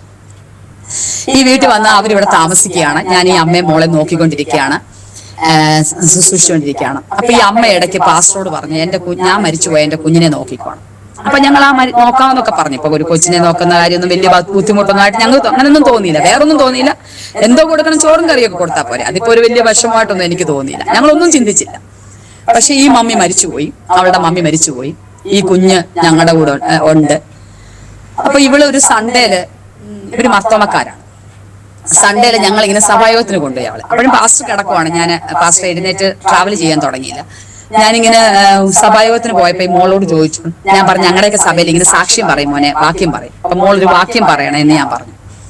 അപ്പൊ വാക്യം പറയണം, എല്ലാവരും എഴുന്നേറ്റ് വാക്യം പറഞ്ഞു കേട്ടപ്പോ ഇവളെ എഴുന്നേറ്റ് നിന്നിട്ട് അവളിങ്ങനെ പറഞ്ഞു, എന്റെ മമ്മി മരിച്ചുപോയി, ഞാൻ മമ്മീന്ന് വിളിച്ച് കൊതി തീർന്നില്ല. ഈ 6ാം ക്ലാസ്സിൽ പഠിക്കുന്ന കുഞ്ഞിന്റെ വായി ഈ ശബ്ദം കേൾക്കുമ്പം ഞാൻ അവിടെ സഭായോഗത്തിൽ ഇരിക്കുകയല്ലേ, എന്റെ മമ്മി മരിച്ചുപോയി, ഞാൻ മമ്മീന്ന് വിളിച്ച് എന്റെ കൊതി തീർന്നില്ല. ഈ കുഞ്ഞത് പറയും ഞാൻ ഒരിക്കലും വിചാരിച്ചില്ല. ഒരു വാക്യം ഞാൻ പറഞ്ഞു കൊടുത്ത് അത് പറഞ്ഞിട്ടിരിക്കുന്ന വിചാരിച്ചു. പെട്ടെന്ന് ആ ഹോളിൽ ഇരുന്നുകൊണ്ട് പരിശുദ്ധാത്മാവിനോട് ചോദിച്ചത്, നിനക്ക് അവക്ക് അമ്മയാകാൻ പറ്റുമോ? അപ്പൊ ഞാൻ ഈ കുഞ്ഞിനെ വളർത്താമെന്ന് സ്വീകരിച്ചത് തന്നെയാ, പക്ഷെ ഒരു അമ്മയായിട്ട് എന്റെ ഹൃദയത്തിൽ ഏറ്റെടുത്തിട്ടില്ല, മനസ്സിൽ പോലും ചിന്തിച്ചിട്ടില്ല. സ്തോത്രം. അന്ന് ഞാൻ കർത്താവിനോട് പറഞ്ഞു, ഓക്കെ അപ്പ, ഞാൻ എന്റെ മോളായിട്ട് ഞാൻ വളർത്താം, അമ്മയാകാം. ഞാൻ വീട്ടിൽ വന്നിട്ട് ആ കുഞ്ഞിനെ എന്റെ കൈ കിടത്തിയിട്ട് പറഞ്ഞു, അതുവരെ അച്ചാച്ച ആന്റി എന്നായിരുന്നു ഞങ്ങളെ വിളിക്കുന്നത്. ഞാൻ അവളെ എന്റെ കയ്യിൽ കിടത്തിയിട്ട് പറഞ്ഞു, മോൻ ഇന്ന് മുതൽ ഞങ്ങളെ മമ്മിന്നും പപ്പാന്നും വിളിച്ചോ, ഞങ്ങൾ നിനക്ക് മമ്മിയും പപ്പായായിരിക്കും. മാവിയുടെ മകളാണ്. സ്തോത്രം. റിലേഷൻ നോക്കി ആങ്ങളെയും ആന്റിയാണ്. സ്തോത്രം. പക്ഷേ കഴിഞ്ഞ 9 വർഷമായിട്ട് ആ കുഞ്ഞ് ഞങ്ങളുടെ കൂടെ ഉണ്ട്. സ്തോത്രം. പപ്പാന്നും മമ്മീന്നും ഒക്കെ വിളിച്ച് ഞങ്ങളുടെ കൂടെ ജീവിക്കുന്നു. ജീവിതത്തിൽ സ്തോത്രം, കർത്താവ് കടത്തിവിട്ട എല്ലാ പാതകളെ ഓർത്ത് ഞാൻ ദൈവത്തിന് സ്തോത്രം ചെയ്യാണ്. ഒത്തിരി അനുഭവങ്ങൾ ജീവിതത്തിലൂടെ കടത്തിവിട്ടു. സ്തോത്രം. അതെല്ലാം ഞങ്ങളുടെ ക്രിസ്ത്യ ജീവിതത്തിന് അനുഗ്രഹമായിരുന്നു. ഞാൻ ഇതൊക്കെ പറയുമ്പോഴും എന്നെ കാണുമ്പോഴൊക്കെ ഞാൻ പറയാം, പുറം ലോകം ഞങ്ങളുടെ ശുശ്രൂഷയുടെ ഞങ്ങളിങ്ങനെ സാധാരണ ലെവലിൽ മാത്രമേ കണ്ടുള്ളൂ, ഞങ്ങൾക്കറിയാം. പക്ഷെ അകത്ത് ഞങ്ങൾക്ക് ഭയങ്കര, അതെന്താ എനിക്ക് വാക്കുകൾ പറയണത്, ദൈവവും ഞങ്ങളുമായിട്ടൊരു ഭയങ്കര റിലേഷൻഷിപ്പും, കർത്താവ് പറയുന്ന അനുസരിച്ച് യാത്ര ചെയ്യുക, പോകുക, അങ്ങനെ ഒരു ജീവിതമായിരുന്നു ഞങ്ങൾക്കുള്ള. ഞങ്ങളെ എല്ലാവരും കാണുമ്പോൾ സാധാരണ ഒരു പാസ്റ്ററും ഭാര്യയുമായിട്ട് മാത്രം. ഞാൻ നിങ്ങളോട് പറഞ്ഞല്ലോ, ഞാൻ പ്രസംഗിക്കാൻ പോയിട്ടില്ല. ഞാനിങ്ങനെ ഒരു സാക്ഷ്യം പോലും, എന്റെ ജീവിതത്തിൽ നടന്നിട്ടുള്ള ഒത്തിരി അത്ഭുതങ്ങൾ ഞാൻ പല ഡിവൈസുകളും പറഞ്ഞിട്ടുണ്ട്. ഒന്നും ഞാൻ പറയത്തില്ലായിരുന്നു, ഒരിക്കലും ഞാൻ പുറത്തു വരാൻ ഇഷ്ടപ്പെട്ടില്ല. പക്ഷേ ഞങ്ങളുടെ ഈ കഷ്ടതയുടെ തീച്ചുളിലൂടെ ഞങ്ങൾ പുറത്തു വന്നപ്പോൾ ഞാൻ എന്നെ സമർപ്പിച്ചു കഴിഞ്ഞപ്പോഴാണ് ആരെങ്കിലുമൊക്കെ സാക്ഷ്യം പറയാൻ വിളിക്കാൻ തുടങ്ങി. ദൈവനെ സംസാരിക്കാൻ പറയാൻ ദൈവം എന്നെ അയക്കാൻ തുടങ്ങി. അങ്ങനെ കർത്താവ് കൊച്ചു കൊച്ചു ശുശ്രൂഷകളൊക്കെ ചെയ്യുവാൻ ദൈവം ഞങ്ങൾക്ക് തരുന്ന സാഹചര്യങ്ങൾ ഓർത്ത് സ്തോത്രം ചെയ്തു. ഇപ്പോൾ ഞങ്ങള് ദൈവശബ്ദം കേട്ടിട്ട് ഞാൻ പറഞ്ഞ ആ പഴയ സ്ഥലത്തുനിന്ന്, ഈ കിണറെ പൊങ്ങി വാന്നുള്ള സ്ഥലത്തുനിന്ന്, ആ സ്ഥലത്തുനിന്ന്, ഞാൻ ഈ പേരൊക്കെ പറയാത്തത് എനിക്കറിയാം, ഞാൻ ബുദ്ധിപരമായിട്ട് പറയാതിരിക്കുന്നത് മാത്രമേ ഉള്ളൂ. ആ സ്ഥലത്തുനിന്ന് ഞങ്ങൾ ഇപ്പോൾ ആയൂർ ടൗണില്, കർത്താവ് അവിടെ വെച്ച് ട്രാൻസ്ഫർ വരാൻ നേരം ട്രാൻസ്ഫറിനോടുള്ള ബന്ധത്തില് ഒരല്പം പ്രയാസം ഉണ്ടായി. അപ്പൊ ഞങ്ങൾ ഇങ്ങനെ ദൈവത്തോട് ചോദിച്ചു, കർത്താവെ ഞങ്ങൾ എന്താ ചെയ്യേണ്ടത്, ഞങ്ങളെ കുറിച്ചുള്ള ദൈവത്തിന്റെ ഉദ്ദേശം എന്താണെന്ന് ഞങ്ങളെ അറിയിക്കണം. ഞങ്ങൾ നോർത്ത് ഇന്ത്യയിൽ മിനിസ്ട്രി ചെയ്ത് സന്തോഷത്തോടെ ജീവിച്ചിരുന്ന നാട്ടിൽ വന്നിട്ട് ഞങ്ങൾ ഇങ്ങനെ ചെയ്തു. ഇങ്ങനെ ഒത്തിരി ഞങ്ങൾ ആഗ്രഹിക്കുന്ന പോലെ തൃപ്തിപരമായ ഒരു വേല ചെയ്യാൻ പറ്റും. ഞങ്ങളെ കുറിച്ചുള്ള ദൈവ ഉദ്ദേശം എന്താണെന്ന് ഞങ്ങളെ അറിയിക്കണമെന്ന് പറഞ്ഞ് ഞങ്ങൾ ഒരു ദിവസം സ്തോത്രം ദൈവസന്നെ മുട്ടുമടക്കി പ്രാർത്ഥിക്കാൻ തുടങ്ങി. ദൈവാത്മാവ് സംസാരിച്ചു കഴിഞ്ഞ് ഞങ്ങൾ എഴുന്നേക്കത്തുള്ളൂ പറഞ്ഞു. ഞങ്ങളെ കുറിച്ചുള്ള ദൈവത്തിന് ഇവിടുന്ന് ട്രാൻസ്ഫർ ആയി ഞങ്ങൾ എങ്ങോട്ട് പോകണം എന്ന് ഞങ്ങൾ ദൈവത്തോട് ചോദിച്ചപ്പം ദൈവം പറയാതെ എഴുന്നേക്കത്തില്ല. ഓരോ പ്രാവശ്യം അങ്ങനെ പ്രാർത്ഥിക്കുന്നത്. അങ്ങനെ ഞങ്ങൾ പ്രാർത്ഥിച്ചപ്പോൾ ഒരു രാത്രി 12 മണിയായി ഡിസിഷൻ എടുക്കാൻ ദൈവം ഞങ്ങളെ സഹായിച്ചു. സഭാ ശുശ്രൂഷ വിടുക, സ്വന്തം ദേശത്തേക്ക് മടങ്ങിപ്പോയി അവിടെ നീ നിന്റെ ചാർച്ചക്കാരുടെയും നിന്റെ ബന്ധുമിത്രാദികളുടെയും നിന്റെ കൂട്ടുകാരുടെ വേല ചെയ്യുക എന്നൊരു ശബ്ദം കേട്ടു. സ്തോത്രം. ഇതിനു മുമ്പ് ഒരു 3-4 വർഷം മുമ്പ് ഇതേ ശബ്ദം ഞാൻ കേട്ടതാണ്, നീ ആയൂരിന് വേണ്ടി പ്രാർത്ഥിക്കുക. ഞാൻ അങ്ങനെ ആയൂർ ടൗണിൽ വന്നൊരു റൂം വാടകയ്ക്ക് എടുത്ത് സഹോദരിമാരുടെ ഒരു മീറ്റിംഗ് നടത്തിക്കൊണ്ടിരിക്കുമ്പോഴാണ് കൊറോണ വരുന്ന മാസം വരെ നടത്തിയിരുന്നു. അത് കഴിഞ്ഞാൽ ട്രാൻസ്ഫർ ആയി ഞങ്ങൾ പോകുന്നത്. തിരിച്ച് ഞങ്ങളെ ദൈവം ഈ പട്ടണത്തിൽ തന്നെ കൊണ്ടുവന്നു. ഞങ്ങൾ ഈ ദേശത്ത് ഒരു റൂം വാടകയ്ക്ക് എടുത്ത് വിശ്വാസത്തോടെ ഇവിടെ ഇങ്ങനെ ഒരു റൂം വാടകയ്ക്ക് എടുത്ത് ഇവിടെ ഇരുന്ന് പ്രാർത്ഥിക്കുകയാണ്. 2 വർഷം ആകാൻ പോകുന്നു. കർത്താവാണ് അയച്ചതെങ്കിൽ ബാക്കിയെല്ലാം കർത്താവ് ചെയ്യുന്ന ഞങ്ങൾക്ക് വിശ്വാസമുണ്ട്. ദൈവം ആത്മാക്കളെ തരുന്നു വിശ്വസിക്കുന്നു, കുടുംബങ്ങൾ വിടിവിക്കപ്പെടുന്നു വിശ്വസിക്കുന്നു. ഈ ദേശത്തെ അനിഷ്ട സംഭവങ്ങൾ നടക്കാതിരിക്കാൻ ഞങ്ങളുടെ ചാർച്ചക്കാര്, അച്ഛന്റെ കൂട്ടുകാരുള്ളവരൊക്കെ ഒത്തിരി പേരൊക്കെ മദ്യപിച്ച് നടക്കുന്നു. അവരെയൊക്കെ ഓർത്ത സങ്കടത്തോടെ ഈ ആലയത്തിനകത്തിരുന്ന് ഞങ്ങൾ ഇങ്ങനെ പ്രാർത്ഥിച്ചുകൊണ്ടിരിക്കുകയാണ്. കർത്താവ് ഞങ്ങളുടെ ശുശ്രൂഷ അനുഗ്രഹിക്കാൻ വേണ്ടി. ഈ ഞങ്ങളുടെ ജീവിതാനുഭവങ്ങൾ ഞാൻ കുറച്ചൊക്കെ മാത്രമേ പങ്കുവെച്ചോളൂ എന്ന് എനിക്കറിയാം. എന്നാൽ ഇത് നിങ്ങളുടെ ജീവിതത്തിലും കേൾക്കുന്ന പ്രേക്ഷകരുടെ ജീവിതത്തില് എന്നെ ദൈവം പഠിപ്പിച്ച ചില കാര്യങ്ങൾ ഞാൻ പ്രധാനപ്പെട്ടതായിട്ട് പറഞ്ഞു. ഒന്ന്, പരിശുദ്ധാത്മാവിനെ അനുസരിച്ച് നടന്നാൽ, ദൈവാത്മാവ് നമ്മളോട് പറയുന്ന പോലെ മൂവ് ചെയ്താൽ, ഒരുപക്ഷെ പീലിപ്പോസിനോട് പറഞ്ഞതുപോലെ ആരുമില്ലാത്തടത്ത് പോകേണ്ടി വരും. എന്നെ ദൈവം പഠിപ്പിച്ചൊരു കാര്യം ഞാൻ പറയാം. ഒത്തിരി പേരും അനുഭവത്തിൽ ഞങ്ങൾ ഇന്ന് വരെ ആര് പണം തരുമെന്നോ അല്ലെങ്കിൽ പൈസയ്ക്ക് വേണ്ടിയോ അവിടെ എത്ര വിശ്വാസികളുണ്ടെന്നോ ഒന്നും ചോദിച്ചിട്ടില്ല. അവിടെ കാണാൻ പോകാൻ പോലും ഞങ്ങളിങ്ങനെ ട്രാൻസ്ഫർ വരുമ്പോൾ സ്ഥലം കാണാൻ പോലും പോകത്തില്ല. കാരണം അതിന്റെ ഒരു ആവശ്യം, കർത്താവാണ് അയക്കുന്നതെങ്കിൽ കർത്താവ് പ്രൊവൈഡ് ചെയ്യുമെന്ന് ഞങ്ങൾക്കറിയാം. ഞാൻ എന്റെ എല്ലാ അനുഭവ സാക്ഷ്യങ്ങളും പറഞ്ഞ ഒരു കൊച്ചു അനുഭവ സാക്ഷ്യങ്ങളും ഇവിടെ പറഞ്ഞിട്ട് ഞാൻ നിർത്താം. ചിലർക്കെങ്കിലും ഒരു അനുഭവമാവും വിചാരിച്ചിട്ട്. എന്റെ മോൾ 1ാം ക്ലാസ്സിൽ പഠിക്കുമ്പോൾ, സ്തോത്രം, ദൈവത്തിന്റെ ശബ്ദം ഞാൻ കേട്ടു. ഞങ്ങളുടെ ചർച്ചിലൊരു അങ്കിള് പറഞ്ഞു, അവൾ നന്നായി പഠിക്കുമായിരുന്നു, ഈ കുഞ്ഞിന് വേണ്ടി എന്തെങ്കിലും ഒന്ന് കരുതി വെക്കണേ ആന്റി. സിസ്റ്ററെ, നിങ്ങൾ പാസ്റ്റർമാരൊന്നും കരുതാത്തോണ്ട് കൊച്ചുങ്ങളെ ഒന്നും പഠിപ്പിക്കാൻ പറ്റുന്നില്ല. എന്നോടുള്ള സ്നേഹം കൊണ്ടാ പറഞ്ഞത്. അപ്പോഴും ഞാൻ പറഞ്ഞില്ല, നിങ്ങളോട് ഞാൻ പറഞ്ഞില്ലേ, മുട്ടയിരുന്ന് പഠിച്ചിട്ടുള്ള, കല്യാണത്തിന് കാശില്ലാതെ വന്നപ്പോൾ മുട്ടയിരിക്കുക, വെള്ളം കിട്ടാതെ വരുമ്പോൾ മുട്ടയിരിക്കുക, ഇതൊക്കെ മാത്രമേ ഞങ്ങൾക്ക് അറിയൂ. അതിനപ്പുറത്ത് സമ്പാദിക്കുക ഒന്നും ഞങ്ങൾ പഠിച്ചിട്ടില്ലെങ്കിൽ അറിയത്തുമില്ല, ഞങ്ങളത് പഠിപ്പിച്ചിട്ടുമില്ല. സ്തോത്രം. അപ്പൊ ഈ അങ്കിൾ ഇത് പറഞ്ഞപ്പോ ഞാൻ ചോദിച്ചാൽ എന്തോ, അപ്പൊ എന്നോട് LIC ഒക്കെ തുടങ്ങി. അപ്പൊ എനിക്ക് തോന്നി അതൊരു ബുദ്ധിയാണല്ലോ, ഞാൻ മാനുഷികമായിട്ട് ശരിയല്ലയോ. അന്നേരം ഞങ്ങൾക്ക് പൈസയൊക്കെ കയ്യിലുണ്ട്, സഭയിൽ ഒരുമാതിരി നല്ല സഭയിലിരിക്കുന്നത്. ഞാനിങ്ങനെ എന്നും പ്രാർത്ഥിക്കുന്ന സമയത്ത് ഞാൻ പോയിരുന്ന, കർത്താവെ ഇങ്ങനെ ആ അങ്കിള് പറഞ്ഞല്ലോ LIC, പ്രാർത്ഥനയുടെ കൂട്ടത്തിൽ ഞാൻ പറഞ്ഞത് LIC തുടങ്ങണമെന്ന് ആഗ്രഹമുണ്ട്, കർത്താവ് എന്തോ ചെയ്യണ്ടേ. ഞാൻ പെട്ടെന്നൊരു ദൈവശബ്ദം കേൾക്കുകയാണ്, നീ നിന്റെ തലമുറയ്ക്ക് വേണ്ടി കരുതണ്ട, ഞാൻ നിന്റെ തലമുറയ്ക്ക് വേണ്ടി കരുതി. പുഴുവും തുരുമ്പും കിടക്കുന്നിടത്ത് നീ നിക്ഷേപം സ്വരൂപിക്കണം. 1ാം ക്ലാസ് ഞാൻ കേട്ട ശബ്ദം. അത് കഴിഞ്ഞിട്ട് അവളിങ്ങനെ വളർന്നു. 8ാം ക്ലാസ് ആയപ്പോ പിന്നെ എനിക്ക് ചിന്ത തോന്നി, അയ്യോ ദൈവമേ സ്തോത്രം, 8ാം ക്ലാസ് ആയല്ലോ, ഞാനൊന്നും കരുതിയില്ലല്ലോ എന്ന് ഞാൻ മനസ്സിൽ വിചാരിച്ചിട്ട് വേഗത്തിൽ ഞാൻ പോയി. അന്നേരം ഞാൻ കേട്ടിങ്ങനെ പോസ്റ്റ് ഓഫീസിലൊക്കെ പൈസ ഇടാമെന്ന്, 500-1000 രൂപ വെച്ച്. അതൊക്കെ ഈസി ആയിട്ടൊരു കാര്യമല്ലേ, അതൊന്നും പാപമാണെന്നല്ല ഞാൻ പറയുന്നത്, എന്റെ മാനുഷിക ബുദ്ധി തോന്നിയ കാര്യം. ഞാൻ പെട്ടെന്ന് പോയി, ഞാനും അച്ഛനും കൂടെ പോയി ഒരു പോസ്റ്റ് ഓഫീസിൽ ഒരു ഫോം ഒക്കെ വാങ്ങിച്ചുകൊണ്ട് വന്നു. പക്ഷെ ഈ ഫോം നിറയ്ക്കുന്ന കാര്യം മറന്നുപോയി.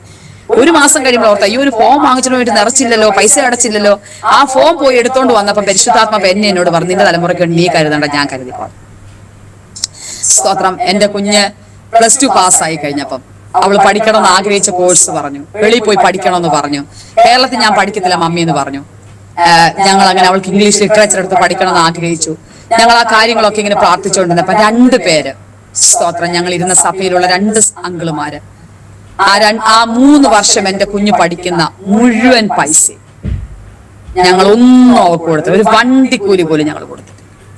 അവൾക്ക് കൊടുക്കുന്ന പൈസയിനകത്താവുന്ന അവിടെ ആദ്യത്തെ ഫീസ് മുഴുവൻ, എല്ലാ പ്രാവശ്യവും ഫീസ്, അതുപോലെ തന്നെ അവളുടെ ഹോസ്റ്റൽ ഫീസ്, 3 വർഷം ആ കോളേജിൽ പഠിച്ചിറങ്ങാൻ ദൈവം സഹായിച്ചു. അങ്ങനെ നടത്താൻ കഴിയുന്ന ഒരു ദൈവം ഉണ്ടെങ്കിൽ, ഏലിയാവിന്റെ ദൈവം ഇന്നും ജീവിക്കുന്നെങ്കിൽ, കർത്തൃ ശുശ്രൂഷയിൽ ഇതുവരെ ഞങ്ങളെ തള്ളിക്കളയാതിരുന്നൊരു ദൈവം, സഹായിച്ചൊരു ദൈവം, കരുതിയൊരു ദൈവം ഞങ്ങൾക്ക് വേണ്ടി ഇന്നും ജീവിക്കുന്നു ഞങ്ങൾ വിശ്വസിക്കുന്നു. പ്രേക്ഷകരോട് ഞാൻ പറയുകയാണ്, ഒത്തിരി വ്യത്യസ്തമായ അനുഭവങ്ങളിൽ കൂടെ ആയിരിക്കും കടന്നു പോകുന്നത്. പക്ഷെ നിങ്ങളെ നടത്താൻ കഴിയുന്ന ഒരു ദൈവം. കൊച്ചു കൊച്ചു സാക്ഷ്യങ്ങളാ എന്റെ. നിങ്ങൾ ഒത്തിരി ഞാൻ ഈ ജോയ്സ് ടിവിയിലൂടെ ഒക്കെ ഒത്തിരി മിറക്കുലസ് ആയിട്ടുള്ള സാക്ഷ്യം കേട്ടിട്ടുണ്ട്. ഞാൻ ഏറ്റവും സ്നേഹിക്കുന്ന ചില കാര്യങ്ങളാണ് സാക്ഷ്യങ്ങൾ എന്ന് പറയുന്നത്. ഞാൻ രാവിലെ എഴുന്നേൽക്കുമ്പം എന്റെ കർത്താവിനോട് ചോദിക്കും, എന്റെ പ്രേയർ കഴിയുമ്പോൾ ഞാൻ കർത്താവിനോട്, ഇന്ന് ഞാൻ എന്തോ കേൾക്കണ്ടേ, വചനം കേൾക്കണോ, സാക്ഷ്യം കേൾക്കണോ? ഞാൻ അന്നേരം ആ സമയത്ത് യൂട്യൂബ് തുറക്കുമ്പം അത് ജോയ്സ് ടി വി ആണെങ്കിൽ എനിക്കറിയാം അന്നതുള്ള ദൂത് ജോയ്സ് ടിവിയിലെ ഒരു സാക്ഷ്യത്തിലൂടെ ഉണ്ട്. ആസാദി TV ആണെങ്കിൽ അവിടെ കൂടെ ഉണ്ടെന്ന് എനിക്കറിയാം. ആരോമ TV ആണെങ്കിൽ അവിടെ കൂടെ ഉണ്ടെന്ന് എനിക്കറിയാം. അല്ല പ്രസംഗങ്ങളാണെങ്കിൽ അവിടെ കൂടെ ഉണ്ടെന്ന് എനിക്കറിയാം. അന്ന് എനിക്കുള്ള ദൂത്, അന്ന് എന്നെ നടത്താനുള്ള, അല്ലെങ്കിൽ ഞാൻ ചെയ്യുന്ന ശുശ്രൂഷയ്ക്കുള്ള ഒരു ഒരു ഒരു പ്രചോദനം കിട്ടുന്നത് അവിടെ കൂടാണെന്ന് എനിക്കറിയാം. അതുകൊണ്ട് ഞാനിവിടെ ഈ എന്റെ പ്രേക്ഷകരോടും ജോയ്സ് ടിവിയോടും ഞാൻ ആന്റിയോടും നന്ദി പറയുകയാണ്. ഈ കൊച്ചു കൊച്ചു സാക്ഷ്യങ്ങൾ കേട്ട ആമേൻ ചിലർക്കെങ്കിലും ജീവിതത്തിൽ ഒരു അനുഗ്രഹമായി തീരട്ടെ, അത് അവരുടെ ആത്മീയ ജീവിതത്തിൽ നന്മയായി തീരട്ടെ. ഒറ്റ ലക്ഷ്യം മാത്രമേ ഉള്ളൂ. ഒത്തിരി ഒന്നും ചെയ്യാൻ പറ്റിയിട്ടില്ല, ഭയങ്കരമായിട്ടൊന്നും ചെയ്യാൻ പറ്റില്ല, കൊച്ചു കൊച്ചു കാര്യങ്ങൾ കർത്താവിന് വേണ്ടി ചെയ്യാൻ പറ്റി. പക്ഷെ ഒരാഗ്രഹമുണ്ട്, വിശ്വസ്തയോടെ മരണം വരെ നിൽക്കണമെന്നും വല്ല വിധേനയും കർത്താവിനെ പ്രസാദിപ്പിക്കണമെന്നും കർത്താവിന്റെ രാജ്യത്തിലെത്തണമെന്നും ആഗ്രഹിക്കുന്നു. എന്റെ പിതാവ് ഇന്നും ആരോഗ്യത്തോടെ 79 വയസ്സുണ്ട്. കർത്താവിന്റെ ശുശ്രൂഷ ചെയ്യുന്നു. ഒറ്റയ്ക്കാണ് താമസിക്കുന്നത്. ഞാൻ ഈ പാഴ്സനേജിൽ താമസിക്കുന്നു. അവിടെ പാസ്റ്റർ പപ്പ വീട്ടിലുണ്ട്. എന്റെ പപ്പ വീട്ടിലുണ്ട്. 2 പിതാക്കന്മാർ, 87 വയസ്സുള്ള എന്റെ അപ്പച്ചനും 79 വയസ്സുള്ള എന്റെ പിതാവും ഒക്കെ സന്തോഷത്തോടായിരിക്കുന്നു. സ്തോത്രം. കർത്താവിന്റെ ശുശ്രൂഷയിൽ എന്റെ പപ്പായെ ദൈവം ഉപയോഗിച്ചു. നിങ്ങൾക്ക് എനിക്കറിയാം, ജോയ്സ് ടിവിയിൽ കേൾക്കുന്ന ചിലർക്കെങ്കിലും അറിയാം എന്റെ പപ്പായെ. ലോഡിംഗ് പാപ്പച്ചൻ എന്ന അപരനാമത്തിലാണ് എന്റെ പപ്പ അറിയപ്പെടുന്നത്. സ്തോത്രം. അനേക രാജ്യങ്ങൾ എന്റെ പിതാവിനെ ദൈവം അയച്ചു. അനേകർക്ക് ലഭിക്കാത്ത വചനത്തിന്റെ വെളിപ്പാട് എന്റെ പിതാവിന് ദൈവം കൊടുത്തു. ശുശ്രൂഷയെ ദൈവം മാനിച്ചു. കർത്താവ് ഞങ്ങളെ ഇത്രത്തോളം സഹായിച്ചു. ഞങ്ങളെ ഓർത്ത് പ്രാർത്ഥിക്കണമെന്ന് അപേക്ഷിക്കുന്നു. ഞാൻ നന്ദി പറയുന്നു. ദൈവം അനുഗ്രഹിക്കുമാറാകട്ടെ. ആമേൻ, ആമേൻ, ആമേൻ. Praise lord, praise lord. Devadasi, കർത്താവ് സഹായിക്കട്ടെ. അനുഗ്രഹിക്കപ്പെട്ടതായ ഒരു സാക്ഷ്യം കേൾക്കുവാൻ കർത്താവ് സഹായിച്ചല്ലോ. ചെറിയ ചെറിയ സാക്ഷ്യങ്ങളെന്ന് കാര്യങ്ങളെന്നൊക്കെ നമ്മൾ പറയുന്നെങ്കിലും ദൈവത്തിൻ്റെ വചനം അത് വലുതാണ്, നമ്മെ മാറ്റിമറിക്കുന്നതാണ്. ഹല്ലേലൂയ, സ്തോത്രം. ദേവദാസിയുടെ ജീവിതത്തിൽ നമ്മുടെ ജീവിതത്തിന് രൂപാന്തരം ഉണ്ടാകുന്നതും നമ്മുടെ സ്വഭാവങ്ങൾക്ക് മാറ്റം വരുത്തുന്നതുമാണ് വചനം. അതാണ് വലിയൊരു സാക്ഷ്യം എന്ന് പറയുന്നത്. കർത്താവ് വലിയ വിടുതൽ ചെയ്തതിനെക്കാട്ടിലും ഉപരിയായി നമ്മളിൽ ഉണ്ടാകുന്ന ഒരു മാറ്റം, പരിശുദ്ധാത്മാവ് ദൈവവചനം നമ്മെ ചെത്തി വെടിപ്പാക്കുന്നത്, അതൊക്കെയാണ് നമ്മുടെ കർത്താവിനോട് അടുപ്പിക്കുന്നതായ കാര്യങ്ങൾ. അത് കേൾക്കുവാൻ കർത്താവ് സഹായിച്ചല്ലോ. കർത്താവിൻ്റെ ദാസിയെ ദൈവം ഇനി ഉപയോഗിക്കട്ടെ. കേൾവിക്കാർക്ക് അനുഗ്രഹമായി തീരട്ടെ. കർത്താവിൻ്റെ ദാസി ഒന്ന് പ്രാർത്ഥിച്ചാട്ടെ. ഹല്ലേലൂയ, സ്തോത്രം, സ്തോത്രം. പരിശുദ്ധ പിതാവേ, സ്വർഗ്ഗസ്ഥ കർത്താവേ, ഞങ്ങൾ ഒന്നിച്ച് ഈ കർത്താവേ സമയത്ത് ഞങ്ങളുടെ പ്രേക്ഷകർക്ക് വേണ്ടി പ്രാർത്ഥിക്കുന്നു. വ്യത്യസ്തമായ അനുഭവങ്ങളുള്ളവരാണ് ഞങ്ങളെ കേൾക്കുന്നറിയാം. തകർന്ന ഹൃദയങ്ങളുള്ളവരാണ് ഞങ്ങളെ കേൾക്കുന്നതെന്നറിയാം. സ്തോത്രം. കർത്താവേ, ഏതെങ്കിലും ഒരു കോണിലിരുന്നു കൊണ്ട് നിരാശയോടെ ഭാരപ്പെട്ട് പ്രാർത്ഥിക്കുന്ന പ്രേക്ഷകർക്ക് വേണ്ടി ഞാൻ പ്രാർത്ഥിക്കുന്ന കർത്താവേ, കുടുംബജീവിതങ്ങൾ തകർന്ന ചിലരുടെ കുടുംബജീവിതങ്ങളെ പണിയുവാൻ പരിശുദ്ധാത്മാവ് സഹായിക്കണമേ. കർത്താവേ, സ്തോത്രം. അവരുടെ ജീവിതത്തിലേക്ക് ദൈവം അവരെ മടക്കി വരുത്തണമേ. തലമുറകളില്ലാത്ത ചില കുടുംബങ്ങളിലേക്ക് കർത്താവ് തലമുറകളുടെ ആമേൻ സ്തോത്രം ആ അവകാശത്തെ ദൈവം അവർക്ക് കൊടുക്കണമേ. കർത്താവേ, സ്തോത്രം. അത് അനുഭവിച്ചറിയുവാൻ ദൈവം ഈ ദിവസങ്ങളിൽ അവർക്ക് ഭാഗ്യം കൊടുക്കണമേ. കർത്താവേ, അപ്പ സ്തോത്രം, സ്തോത്രം, സ്തോത്രം. വിവാഹപ്രായമായി നിൽക്കുന്ന ഒത്തിരി കുഞ്ഞുങ്ങൾ അപ്പ സാമ്പത്തികമായി ബുദ്ധിമുട്ട് അനുഭവിക്കുന്ന കർത്താവെ സാഹചര്യങ്ങൾ ഉണ്ടല്ലോ. അപ്പ സ്തോത്രം. തക്ക തുണകളെ ലഭിക്കാതിരിക്കുന്ന അവസരങ്ങളുണ്ടല്ലോ. കർത്താവെ, ദൈവം അവർക്ക് വേണ്ടിയൊക്കെ കരുതണമെന്ന് ഞങ്ങൾ ദൈവത്തോട് പ്രാർത്ഥിക്കുന്നു. മാരകമായ രോഗങ്ങളാൽ ഭാരപ്പെടുന്ന ശുശ്രൂഷ മേഖലകളിൽ വിശേഷമായി ഞങ്ങൾ അങ്ങനെ പ്രാർത്ഥിക്കുകയാണ്. കർത്താവെ, കർത്തൃ ശുശ്രൂഷയ്ക്കായിട്ട് ദൈവം അയക്കുന്ന സ്ഥലങ്ങളിൽ വേല ചെയ്യുവാൻ കഴിയാതെ ആ ദേശത്തിന്റെ ആധിപത്യങ്ങൾ നിമിത്തം രോഗത്താൽ ഭാരപ്പെടുന്ന കുഞ്ഞുങ്ങളുടെ രോഗത്താൽ ഭാരപ്പെടുന്ന ക്യാൻസർ പോലുള്ള മഹാരോഗങ്ങളാൽ കഷ്ടപ്പെടുന്ന കർത്താവ് ഒത്തിരി പേരുണ്ടല്ലോ. ദേശത്ത് വേല ചെയ്യാൻ കഴിയാതെ ഭാരപ്പെടുന്ന അഭിഷക്തന്മാരെയും കുടുംബത്തെയും ഈ പ്രത്യേക സാഹചര്യത്തിൽ ഞങ്ങൾ ഒന്നിച്ചു പ്രാർത്ഥിക്കുകയാണ്. കർത്താവെ, സ്തോത്രം, സ്തോത്രം, സ്തോത്രം, സ്തോത്രം, സ്തോത്രം. കർത്താവെ, എന്റെ പിതാവിനെ മദ്യപാനത്തിൽ നിന്ന് വിടുവിച്ചതുപോലെ മദ്യപാനത്തിന്റെ ശക്തിയിൽ തലമുറകളോ ഭർത്താക്കന്മാരോ പിതാക്കന്മാരോ കഷ്ടപ്പെടുന്നെങ്കിൽ ആ കുടുംബങ്ങൾക്ക് വേണ്ടി ഇന്ന് രാത്രി ഞങ്ങൾ പ്രാർത്ഥിക്കുന്നു. ദൈവത്തിന്റെ ശക്തിയുള്ള വചനം ആ ഏറിയകളിൽ കടന്നിരണമേ എന്ന് പ്രാർത്ഥിക്കുന്നു. കർത്താവിൽ അപ്പ സ്തോത്രം. അപ്പ അവരെ രൂപാന്തരപ്പെടുത്തണമേ.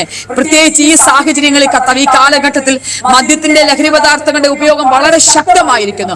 അനേക കുടുംബങ്ങളെ തകർത്തുകൊണ്ടിരിക്കുമ്പോൾ ഒറ്റ രാത്രി കൊണ്ട് അടിയന്റെ കുടുംബത്തിൽ വരുത്തിയ രൂപാന്തരം, കർത്താവ് എന്റെ പിതാവിന്റെ കുടുംബത്തിൽ വരുത്തിയ ജീവിതത്തിൽ വരുത്തിയ മാനസാന്തരം ആ കുടുംബങ്ങളെ രൂപാന്തരപ്പെടുത്തി ക്രിസ്തുവിന്റെ സാക്ഷികളായിട്ട് അനേകരെ തീർക്കുവാൻ ദൈവം ഇടയാക്കണമേ എന്ന് പ്രാർത്ഥിക്കുന്നു. കർത്താവെ, സ്തോത്രം ചെയ്യുന്നു, സ്തോത്രം ചെയ്യുന്നു.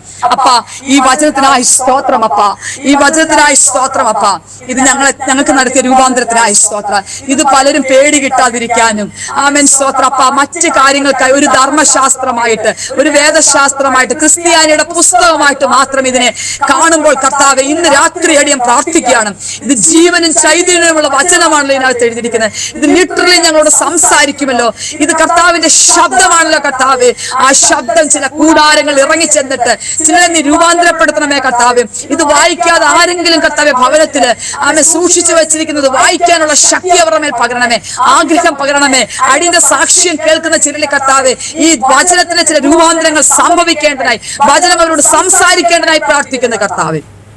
ജോയ്സ് ടിവിക്കായി സ്തോത്രം, ഞങ്ങളുടെ ദാസിക്കായി സ്തോത്രം, ഇതിലൂടെ കടന്ന ടെസ്റ്റിമണികൾക്കായി സ്തോത്രം. അത് കേൾക്കുന്നവരെയും ഇതുവരെ കേട്ടവരെ നീ അനുഗ്രഹിക്കണമേ. അവരുടെ എല്ലാം ജീവിതത്തിൽ കർത്താവായ യേശു ക്രിസ്തുവിനെ കണ്ടുമുട്ടാനും നിത്യജീവനായി നിയമിക്കപ്പെടാനും കാരണമായി തീരണമേ. സമ്പൂർണ്ണമായി ഏൽപ്പിക്കുന്നു. പ്രാർത്ഥനയായി കേട്ടനായി സ്തോത്രം. യേശു ക്രിസ്തുവിന്റെ നാമത്തിൽ അപേക്ഷിക്കുന്ന പിതാവേ, ദയോടെ കേൾക്കണമേ. ആമേൻ. ആമേൻ ആമേൻ ആമേൻ. Okay, thank you Devadasi. കർത്താവ് സഹായിക്കട്ടെ.